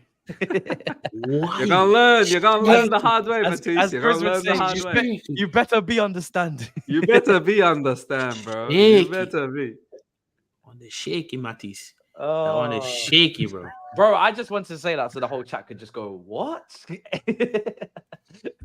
Sometimes I just like throwing one of them in there. Yeah, but profit on Mudryk is a lot. So yeah, if you're talking about actually on the fee, because he cost a lot. If this is their method, works, are we as fans gonna shut up and let them do their jobs? Everything is unknown. Let's just wait and see. I mean, yeah, we could just be quiet for an hour and just wait and see. We could do that, but I'd rather have a discussion about it because that's the whole point of the podcast. But mainly, you know, when is your time period for this working? If I tell you it's gonna work in 2030 onwards, are you cool with that? Like I said, I could get hit by a truck tomorrow. So I'm just trying to understand when does it need to work by? Because no one ever mentions this. If we never sack them, if there's never any consequences for any of this, the 2-3 seasons coming up, because it will work in 2030. Okay, well then fine, fair enough. But when does it need to work? That's the conversation. Does it need to work next season? For me, I need to see something next season. For you, you might need to see something in 3 seasons. Some of you might need to see something in 20 years. Depends how old you are. Maybe if you're 20 in the chat, you're ready to 40. Maybe if you're 40 or 50-year-old Chelsea fan in the chat, you need to see it in the next 10. Depends how much time you got left on the clock. Because, you know, me personally, I'm not trying to have kids and tell them, okay, now we're ready to do something. Personally, I would like to see something before I have kids. Back in my day, when we used to compete. but this is the thing. No one ever sets any time parameter. Imagine if I go into a job and I say, I can deliver this on this budget and there's no time period. I can do it. So if my boss comes to me in 3 years and he says, all right, so show me something then, because I gave you $1 billion. Say I'm the ownership. I gave you $1 billion as directors to spend. There's the $1 billion to turn my team into whatever I've asked you to turn it into. What kind of job is it if there's no time parameter? Fact. Am I going crazy, or is what I'm saying not making sense? If you have a job to do in life, if I have to go and fit a kitchen, there's a time parameter. I can't tell them I'll fit the kitchen in 10 years because they'll get me someone that can fit it in 3 months. Right? So you need to understand there's other directors in the world and they might do shit quicker than these ones. So it's all about these negotiations and having these debates, because there's no point just sitting there and being quiet and just saying, oh yeah, well, you can do whatever you want and you get it done whenever you want, because that's just not the name of the game. And whilst you're waiting for them to get it done, whilst you're saying, okay, in 2030 you can start winning trophies, your rivals will be winning trophies up until 2030. So if you're ready to stomach that, then fine. This is a sport where if you don't win, others win. In replacement of you not winning. Every year we sacrifice a Premier League title, someone else lifts it. So understand that part of it too.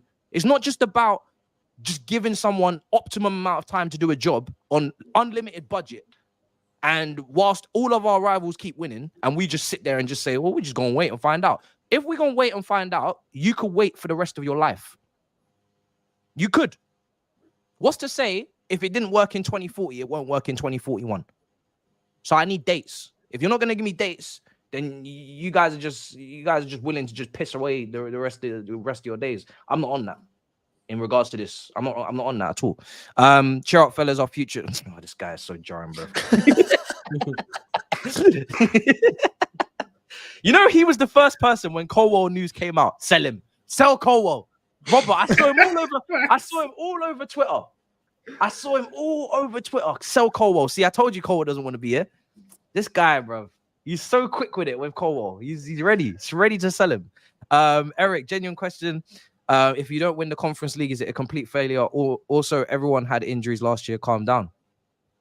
Everyone did have injuries. It's true. But there's also teams that didn't have loads of injuries. So I don't want to be one of the teams that had injuries. Regarding the Conference League, you're damned if you do, you're damned if you don't. We're Chelsea Football Club. If we win it, no one's going to pay us in the man. If we lose it, everyone's going to pay us, man. Facts. No, and that's a non-starter for me. I'd rather just win it. And there's no excuse to that point. There's no excuse. If we don't win Conference League, I'm sorry. That's and winning 8 trophies are based to give these players some confidence that they could attain something greater in the future. Yeah. If you see the teams in the Conference League, that competition is not for us. Nope, it's not. No, I'm being serious. That is not for us. It's not. It's not. To even utter the words, we must win, bro. Just give us the trophy now. We'll show up in the finals. Oh! No, it's not a competition for us. And if we don't win it, I'm embarrassed. I'm very embarrassed. Shame. I'll tell you that this much straight up. Bro, there's a team in there called Guimaraes. Literally, Bruno Guimaraes. Yeah, there's a team called Guimaraes. Where are they from? What, are footballers submitting their own clubs? For a second, I thought, is this guy's like team or something? Like he's got a team registered under his name. I need to see what teams are in it next season, because this is getting mad. And there are certain names, I swear, my tongue totally gets twisted. We're gonna do a Conference League preview, guys. Miss. Okay, so this is it. The fact that you've said that automatically means there's pressure on Maresca, right? Because it's like if we lose, not even pressure on Maresca. Sorry, there's just pressure on the season, right? We can't just be patient. Imagine if we that you can't be patient with. That you have to win. This is why I always have to ask everyone. How patient are you willing to be with this project? No, because that's a cardinal sin. That's a cardinal sin. Because Robert's out here singing till the cows come home. If we get to the Conference League final and we lose the same manner that we lost to Liverpool in the Carabao Cup final the season before to Florentina, what then? What then, everyone? What now? Chat, what now? You need to be sentenced. Now? You need to be sentenced for life. I'm sorry. You need to be sentenced for life. What now? That's a 50-year jail term. What now? So, yeah, I'm not even... Look, if our players and Enzo Maresca, where championship is a lot harder than Conference League, if you can't... That's it. You need to bag...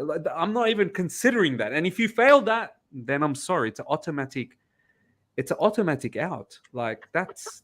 You're finished. Wallahi, you're finished. Hey, Mikey, that's a bad boy chat, man. Like, I'm not even considering that. That's in the bag. You should consider anything and everything. I rather Chelsea actually pull out of that so that we get away from any of these shenanigans of us potentially not winning it. I rather just go forfeit. We don't want to play just to save us the embarrassment if we could lose potentially. Oh, mate, there's a team from Croatia with like university in their name and all sorts. This is mad. Younes, have you found the team with Guimaraes in it? Yeah, Portugal. Vitória de Guimarães. They finished 5th. I do think we'll win it though. I do think we'll win it. Based upon the teams I've seen in there, we have to win it. Like we will win it, man. We will. The fact I rate enough players in this squad, regardless of everything and anything else. I rate enough players in this squad for us to win that. All you need to do is rate about 7 players, and you have to say you're winning it. If you don't rate 7, then maybe you might have doubts.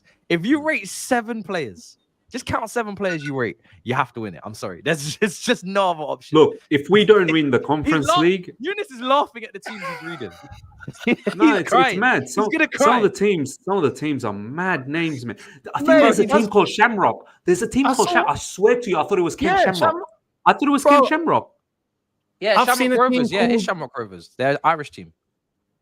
I've seen a team called Transinvest. Oh my days. Bro, there's bad teams, bro. There's bad teams. Let me go through. Let me go through them. Hold on a second. Oh, mate. Oh, hold on. I got an image of this. I saved it on my phone so I can go back and read it. I need to research all these guys. Where's it gone? Please don't tell me I deleted it. It's mad. It's mad.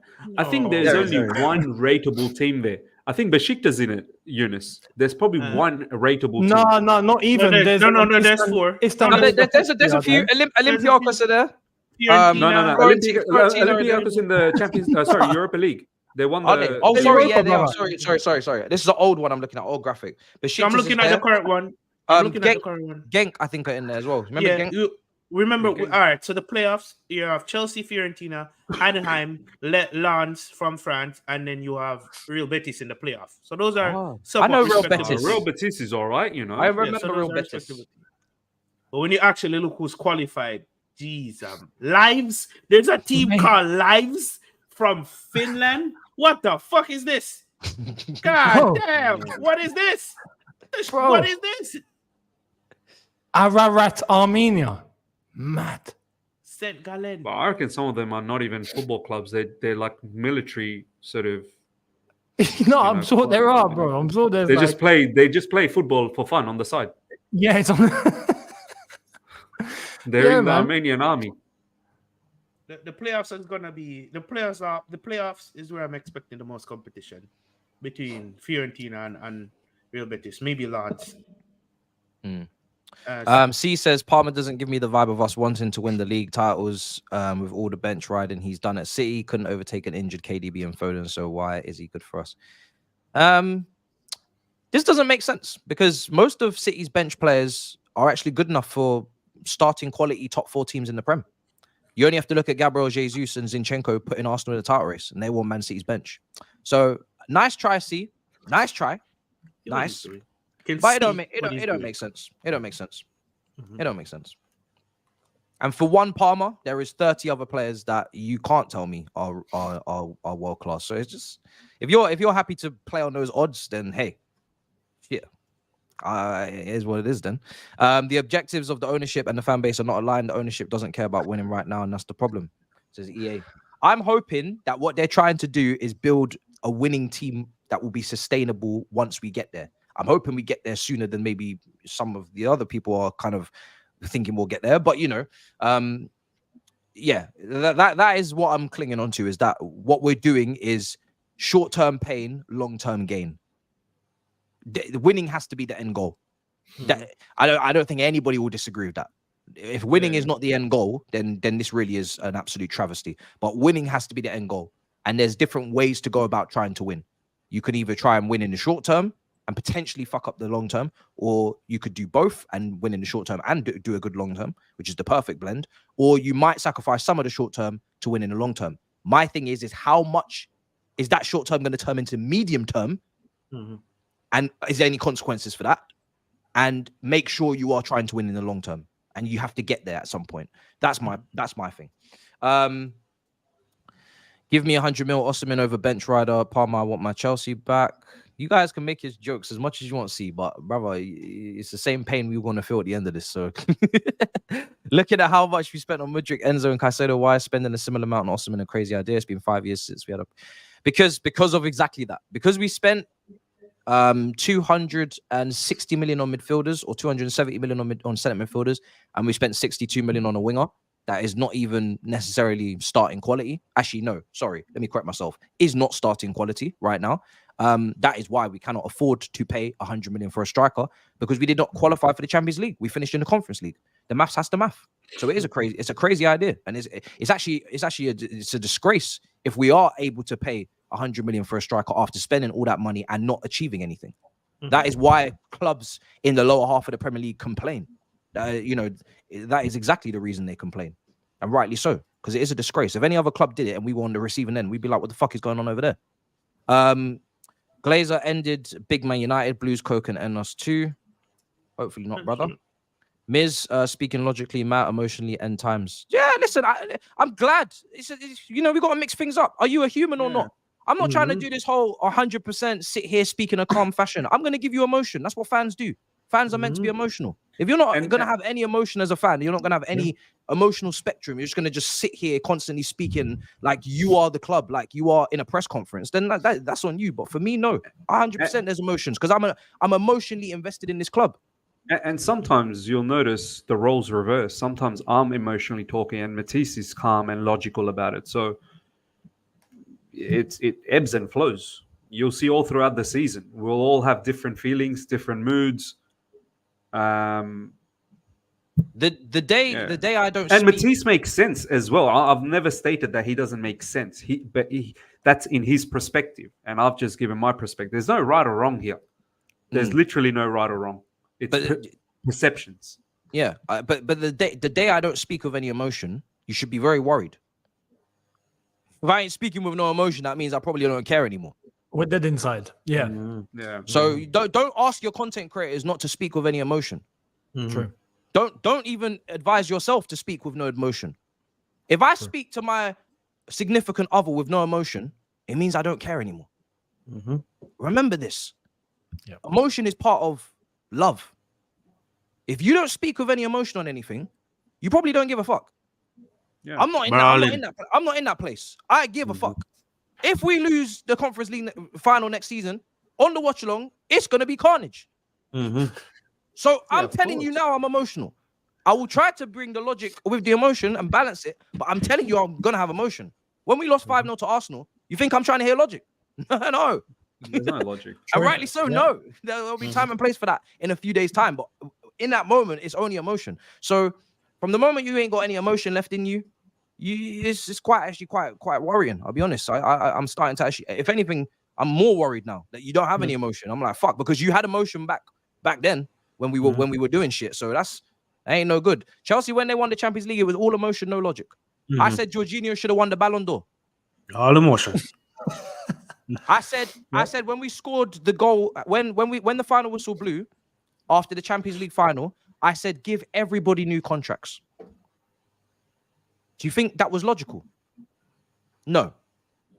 It was emotional, but it was one of the best emotions I've ever had in my life. If this club is stripping you of your emotions, maybe it's time to walk away. Yeah, don't let me tell you. Don't let me tell you what that is. That's not very good. Red Bull Chelsea is what we're becoming 100%.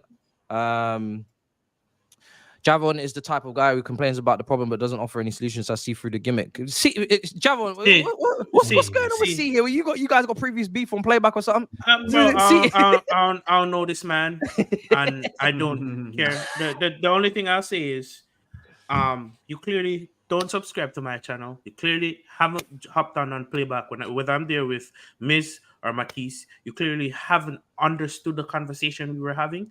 And simple, if you want solutions, ask a question and I will give you a solution because you clearly don't know how I understand or how I watch football. And I'll just leave it at that. See, you're wasting a lot of money, bro. I respect, like, you need to respect your money, bro. You're literally just wasting it and throwing it in the bin, man. I'm actually quite ashamed at your behavior. Seriously, just throwing money like that, brother. People who can't have money, man. There's no food, there's no money. You're throwing money like that. At least put something logical or somewhat. Bro, what an idiot. This is gonna be one of our best shows. Oh, mate. Miz went down that disappointment route. Like, I'm not angry, I'm just disappointed. I'm an idiot, bro. I appreciate just throwing money, bro. Oh my god. Do you guys think Maresca will stick to his 4-3-3 or he will use his 4-2-3-1 with Cole in his head? I have no idea, bro. To be honest, I have absolutely no idea. Because as much as we can go back to the Leicester team, and this is why I don't like it when I hear people say the Harry Winks role or the Ndidi role. When you give someone better tools, they should build you a better product. So Maresca, what he did at Leicester, you can take some of it, but not all of it, because he's dealing with Leicester and that quality of player. When he comes here, he has got a whole nother level of quality of player. So I'm expecting to see something a little bit different, you know? Of course. So yeah, I don't know. And to be honest, right now, I'm not really too bothered. I think both formations could work. So I'm not really too fussed. It's down to the directors to kind of build the team in the mold of him. and make sure that whatever formation he does pick, there is no misprofiling, and then there's no excuses for I don't have players in these positions. That's the only thing I care about, not really the formation, so to speak. CFC value no increased by 500 million. This is the model. Success is coincidental. Resale value of the players is crucial. Protest, critique, or accept. Damn. That's a Chelsea good super chat. value number increased by 500 mil. Where's that from? I'd like to know. Yeah, I don't know where that's from. But I guess if you... Do you know what, Younes, though? If you bring in this amount of players for $1 billion, I guess the value of the whole thing should Make sense. Yeah, because we've got more. So We've got more assets. Yeah, we've got more assets. So I guess the net spend, if you want to take away the 250 million assets that we sold, is probably about 750 million. So the valuation of the entire company should go up. So yeah, and if it is 500 million, that means probably 250 there's been a drop off in some valuations of some players or whatever. And then obviously there's been some operating costs. There's been some manager hires, sackings, and payouts. I saw the other day, Nicholas. It can make sense. It can make sense. I saw the other day some people were valuing Nicholas Jackson at 85 million pounds. So I saw that. That was flipping. I don't know, but you know what? If you were to sell Nicholas Jackson in the market, he'd be at least 65, 70 as a striker. No one has that money, Miz. No one has that money. Look, no, whether anyone talking has about the money valuation. or not, that's not my issue. You're talking What I'm about the saying is valuation. the valuation of the player. Yep. Do you know what I mean? Like, Yep. Yeah, of course, no one has the money. Who cares? But I'm saying that you can value the player in your books at least 60, 65, 70 million. My thing is, because overall, he finished the season, 15 plus goals, 15 Yeah, plus goals and assists. So there's a lot of good qualities about him. My thing is, if no one has the money, the valuation has to drop. If I put prices on products and people can't afford them, even though that's the value of the product, I have to drop the price. Yeah, but he's not in the market. He's not in the market. If you're trying to sell, if you're trying to sell. Yeah. So he's not in the market, but I can put a valuation on my asset that I feel that he's worth 70 million. Yeah, but he's not in the market. Yeah, if it comes time to put him on the market, that's where the valuation. That's a different story. That's different. Football Benchmark does say I've just seen it. So shout out to Ayusha. But yeah, apparently Chelsea's now worth 3.264 billion. Yeah, I believe so there is an increase. I believe that. There is an increase. Yeah. Good. No other club would pay even 30 mil for Duran. Says did you? And he also says directors are just puppets as well. Owners out. Well, that was a great. The issue is no other clubs would buy Duran. Don't worry about 30 million. No other clubs are in for Duran. I mean, there's no bidding war for him. my thing is that if Villa are under, I guess it's the final point, but if Villa are under FFP, restraints because they're maybe selling Douglas Luiz for 20 million euros plus 2 players, which doesn't sound like a team that's in a very healthy financial position, because I think Douglas Luiz is worth like 50 million. If we're valuing our players, I think Douglas Luiz, who's been performing in the Prem for a few seasons, he's 50 million. But they're happy to take that deal, that weird deal. So if they are under that pressure and there's no bidding war, we shouldn't really have to pay 40. 40 feels like top end. Like, we don't want to let him go and we are financially good price. You struggling with money and you have the 4th highest net spend since you've come up from the championship, or you're now, that tells me that we should be able to get a good deal here, good price. So I don't know. Let's see. We should, it should be a good negotiation. Shouldn't really have to. He's not a key player for them as well. He's a backup. Mm-hmm. Shouldn't really be hearing 40 million. Yeah, shouldn't really be hearing 40. So no, you shouldn't. Listen, at the end of the day, whoever we bring in, I just can hope for the best. Hope and I pray that they have success at Chelsea. That's all. I'm not gonna go with the back and forth. We should bring him in, because I have no say over it. I have no power whatsoever. I don't even have the fan base to go out and say no to this so that they can see us. So it is what it is. We can only hope for the best and move. I think just quickly, the issue with Douglas Luiz is after this upcoming season, he's only got one more season left in his contract. So okay, that makes sense. That could be a bit of a problem for him. I mean, that could be a bit of a problem for Aston Villa. His contract runs out in 2026. Yeah, should still get more money, man. But then again, if there's no money out there, then hey, and if nobody's coming in for him, because a lot of the top teams already have their DM. Yeah. So it's not a position in the Premier League anyone's kind of looking out for at the moment. Liverpool. So, and then as soon as you go away from Premier League, you're gonna have to then drop your price because the rest of the world is not. Liverpool are the only one that he would go to. I don't think he'd go Tottenham because why would you? Edwards is not going to be someone who's gonna now. He'll find a gem. He'll find someone. Do you know what I mean? Like he's not going to get like a Douglas Luiz at X amount of money. Interesting. Big up LFC Cypher gifting memberships, brother. Much appreciated as always. Guys, what a show. Those are my favorite shows. Debate, emotions. Everybody in the chat very respectful. Maybe one or two not, but everybody else very respectful as always. So brilliant discussion. And yeah, man, I thought that was a good chat. I think people need to hear that. The whole point of making this type of content is that you can form an opinion based upon what we've said. Whether you agree, you disagree. There was some debating going on in here as well. There was some shouting. Beautiful. This is what we want. The worst thing is you come away from the worst thing you come away from the content and you're like, well, no one has said anything there that stood out. So what was the point? You definitely couldn't say that about that episode. So yeah, Miz, let the people know where to find you, bro. It's been a pleasure. Oh, quick one before closes. Matisse, are you finally gonna wear an England top for once? But he's not English though. He's more Irish than English. I'm not Irish at all. I've only lived in Ireland 5 years, but I do love Ireland. I was born here, but you see my problem. I don't really feel it. It's not like Chelsea, I don't feel it.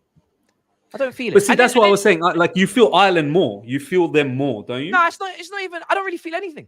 It's sad. I don't feel anything. It's sad. It's sad. Very sad. Do you know what it is? Yeah, it's like every time I try to build up an emotional attachment to England, they go and stick one of my brothers on a headline and say, you're the reason why we lost. Did you see what they did last week? It's very tiring. It's very exhausting. I was going to make a video on this topic, but I was away with family in Ireland, as a lot of people knew.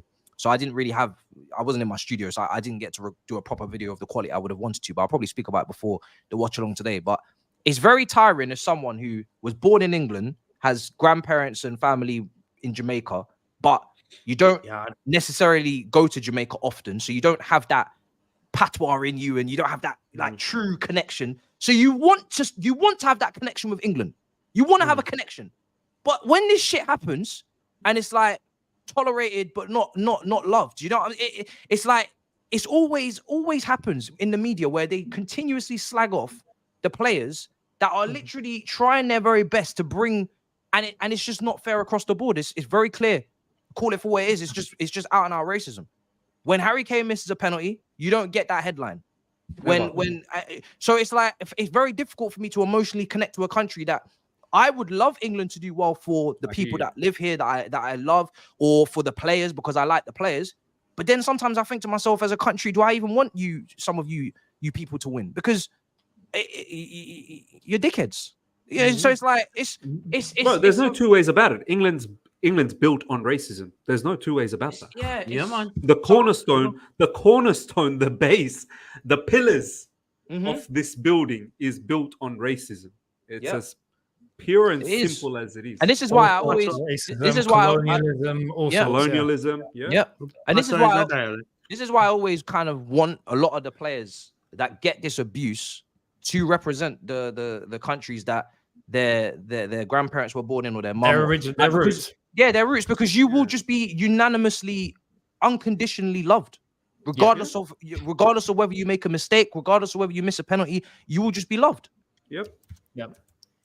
And it flips both ways, because we're going into a tournament now, and the media will put on the pressure at an astronomical level on a player that shouldn't be receiving that sort of pressure. Like now, especially after that advert that had come out, right? But Jude Bellingham is now being looked at as the guy that's going to carry England to glory. I'm like, what are you doing? Yes, he's a great player, but come on, chill. And then when it doesn't work out and we get knocked out in the last 16, right? Yeah. No, Bellingham's crap and this. The problem isn't even there. We all watch England and we know the problem, right? It's not even to do with the players. It's to do with the manager and the way that the FA do their thing. Once again, top. So it's just unnecessary pressure.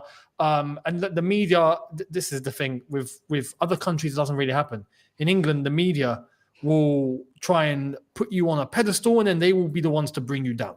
Yeah. They will be the ones to destroy you. Whereas in other countries, young players are just let to go along with it. Like go to like, Lamine Yamal, for example, and see what he's doing like in Spain or whatnot. And is there any issue there? But no, probably not. But in England, mate, you're a superstar already. You've not even started, but you're world class, and then you don't do much. Then all of a sudden you're rubbish. It's just it's mad. It's mad. So, I want England to win. Like if they get to the latter stages, I want them to win, obviously. But I also know if England go out, I'm not gonna like be that angry. I'm not gonna feel like loads of pain. Maybe because I'm just used to England going out as well. Yeah, like, true. I've never seen England win anything, so I don't expect England to win anything, and I don't get angry if England don't win anything. It's probably what it's like supporting the majority of the footballing pyramid. Yeah, it's probably like what it's like supporting Toby Spurs. would know. Yeah, Toby would know. It's like I can't really get angry if I didn't expect you to win and you've never won. I've never seen you win. So if they win, I don't know how I'm going to react because I've never seen it happen. I'll probably be happy. I'm 100% probably will be happy, but it's not something that I'm like praying for. Like, if I could choose between the Chelsea Champions League and the England World Cup, I'm choosing Chelsea with Champions League. That's how I like. Chelsea is like, that's where the emotions are. Of a Spurs fan for you. Yeah. So, but you do know. Let's just put this out. If England won something, right, and we came so great. close, yeah, it would be the country would explode. Yeah, it would be great. It would be mad. The country will explode, bro. Mate, and the fact we came so close. Do you know how heartbreaking? I swear, from that final whistle, and everyone that was there. You could feel the streets were just in like it was like someone died. So yeah, to see like England win something would be mad. But will that happen? Probably not. I can't wait for England to not even get out of the group stage. I think we'll get out of the group. I can't wait for that. I can't wait. If we don't get out of the group, oh my god, bro, Younes, I'm telling you, your team is not getting out of group stage, bro. What you think? Denmark, Slovenia, and Serbia? Yeah. Yes. Denmark, I can understand. Who else there? Slovenia or Serbia? Serbia. And Sesko, by the way, is gonna dunk on your head. Oh man. But my dark horse is, I think, Croatia. I think Croatia's gonna win this one. Really? They're primed to win something. They're primed to win. Nah, I don't see it. Bro. Modric and all of these players, Kovacic, Modric, Vario, they're primed. They're primed to take something. It's about time. Titi says one more Conference League will humble you. Remember. Interesting. I'm pretty sure I read this one out, but you're saying I didn't, so there it is. No, that's yeah. Well, hopefully Conference League doesn't humble us. Titi, because I don't really think you can get any more humble than Conference League. I'm already humbled just being in it, so I don't really know what goes after that. I guess if we do get knocked out, then I'll know a whole nother level of embarrassment, but I'm not really trying to experience it. But yeah, all right, let's wrap up anyway. Miz, let the people know where to find you, bro. It's been a pleasure. It's been a pleasure indeed. The other side of the coin, the whole heap of transfer news is going to be popping off. And join us on playback as well. Firoz and I, we've started doing playback, which is quite fun. Big up for and Javon joins us every now and then, which is quite nice as well. And yeah, we're going to be doing a lot of Euro stuff over there and Copa America stuff over there. It's going to be quite fun. So join in all of those stuff with the other side of the coin. Sorry, Younes, go. There's some big things planned on playback for you guys, though, isn't it? Like possibly in the works. So yeah, Mr. Firoz, he's got big arms, bro. He's got big reach. So he talks to people that I would not even dare to talk to. So yeah, let's see what happens, man. I'm just excited to do a whole heap of watch-alongs, which is a bit different over there because you can actually stream the matches live because they got rights. which is a different spin real? to the. Yeah, it's like everyone can watch That's at the different. same That's time. different. It's a Yeah. different style of watch, which is brilliant. So let's see what happens, man. Younes, brother, let the people know where to find you. It's been a pleasure. Has been massive show today. So I hope everyone enjoyed it. And yeah, I will be releasing video number 1. That will be coming out in the next half hour or so on the latest. And then yeah, later on tonight we'll see what happens. And the Euros kick off. So the first preview for the England game will come tomorrow. And preview tomorrow, and then we go into Sunday where I'll give the review and whatnot, and hopefully we're not losing 3-0 like maybe Miz expects us to. So Younes, can I make a request? Please do England watch-alongs, please. We need you to do. I'm not doing watch-alongs. I'm not You're not doing any watch-alongs. No, at least do the England ones, bro. There's a good chance that for England games I'm not even going to be home. So fair. it's not feasible. I need to see my man when England suffers. The review will be there. There might be vlogs and whatnot, and that could come to the second channel. So keep your eyes peeled on what's going on over Fair there. enough. So, yeah. There you are. Javon, let the people know, bro. Pleasure as always. Top show. Yeah, people, follow me on the Final Whistle podcast, YouTube, TikTok, Instagram. We're all over. We do audio version as well. Check out my last video on the Euros preview. We should be dropping our Copa America preview tonight or tomorrow. Yeah, show some love. Catch me on playback. I'll be on Matisse's playback and Mrs. playback. Yeah, good conversations over there. Get me to 500, please. 500 subscribers. Link in the description. Actually, wait. Let me get the link put in the chat, brother. See bro. if we can get Javon to 500. Why even stop at 500? Get him to 1,000, bro. Yeah, milestones. Come on. If you ever play Most Wanted, but milestones. Let me get this done before we wrap up. Get the URL. There we go. Yeah, let's get this sorted, people. Let's get these milestones in for Javon, man. Link is in the chat, and I'll pin it on my phone, but it's in the chat now. Yep. Thank there. You, guys. All right, guys. Make sure you subscribe to Javon. Let's help him get to his milestones. I remember my first 1K. It was fucking. I remember it like it was yesterday, bro. But I'm gonna have a party. If I get to 1K, I will be doing watch-alongs next season. With I'll never forget. It feels like you're handing out flyers. You're like, I remember my first few hundred, my first 1K. You're handing out flyers. Yo, come check out this new product, this new service I'm providing. It's brilliant. It's honestly, it's so the 1K. There should be something for 1K because 99. What people don't know is 99% of YouTubers don't make 1K, right? So 1K is like 1K and 10K. I think there should be something, but that's just me. Well, I know YouTube is never going to do that, so I think they should do something, man. Do something. Anyway, yeah, guys, smash up the like, subscribe. Pleasure. I think that was a blockbuster show. I enjoyed that. Big up everybody in the comments. That was a lot of fun. A lot of good debate in there. And yeah, man, let's see what happens. I'm back now. As you can see, I'm back in studio, so regular content coming back. But yeah, let's see what happens, man. Let's see what happens. Watch along later on today. And we'll start the one a day or a game a day is what I'm calling it. A game a day watch alongs for Euros. Not all free, but just picking the best game of the day. So yeah, until next time, big up your damn selves in a bit, people. Peace. Let's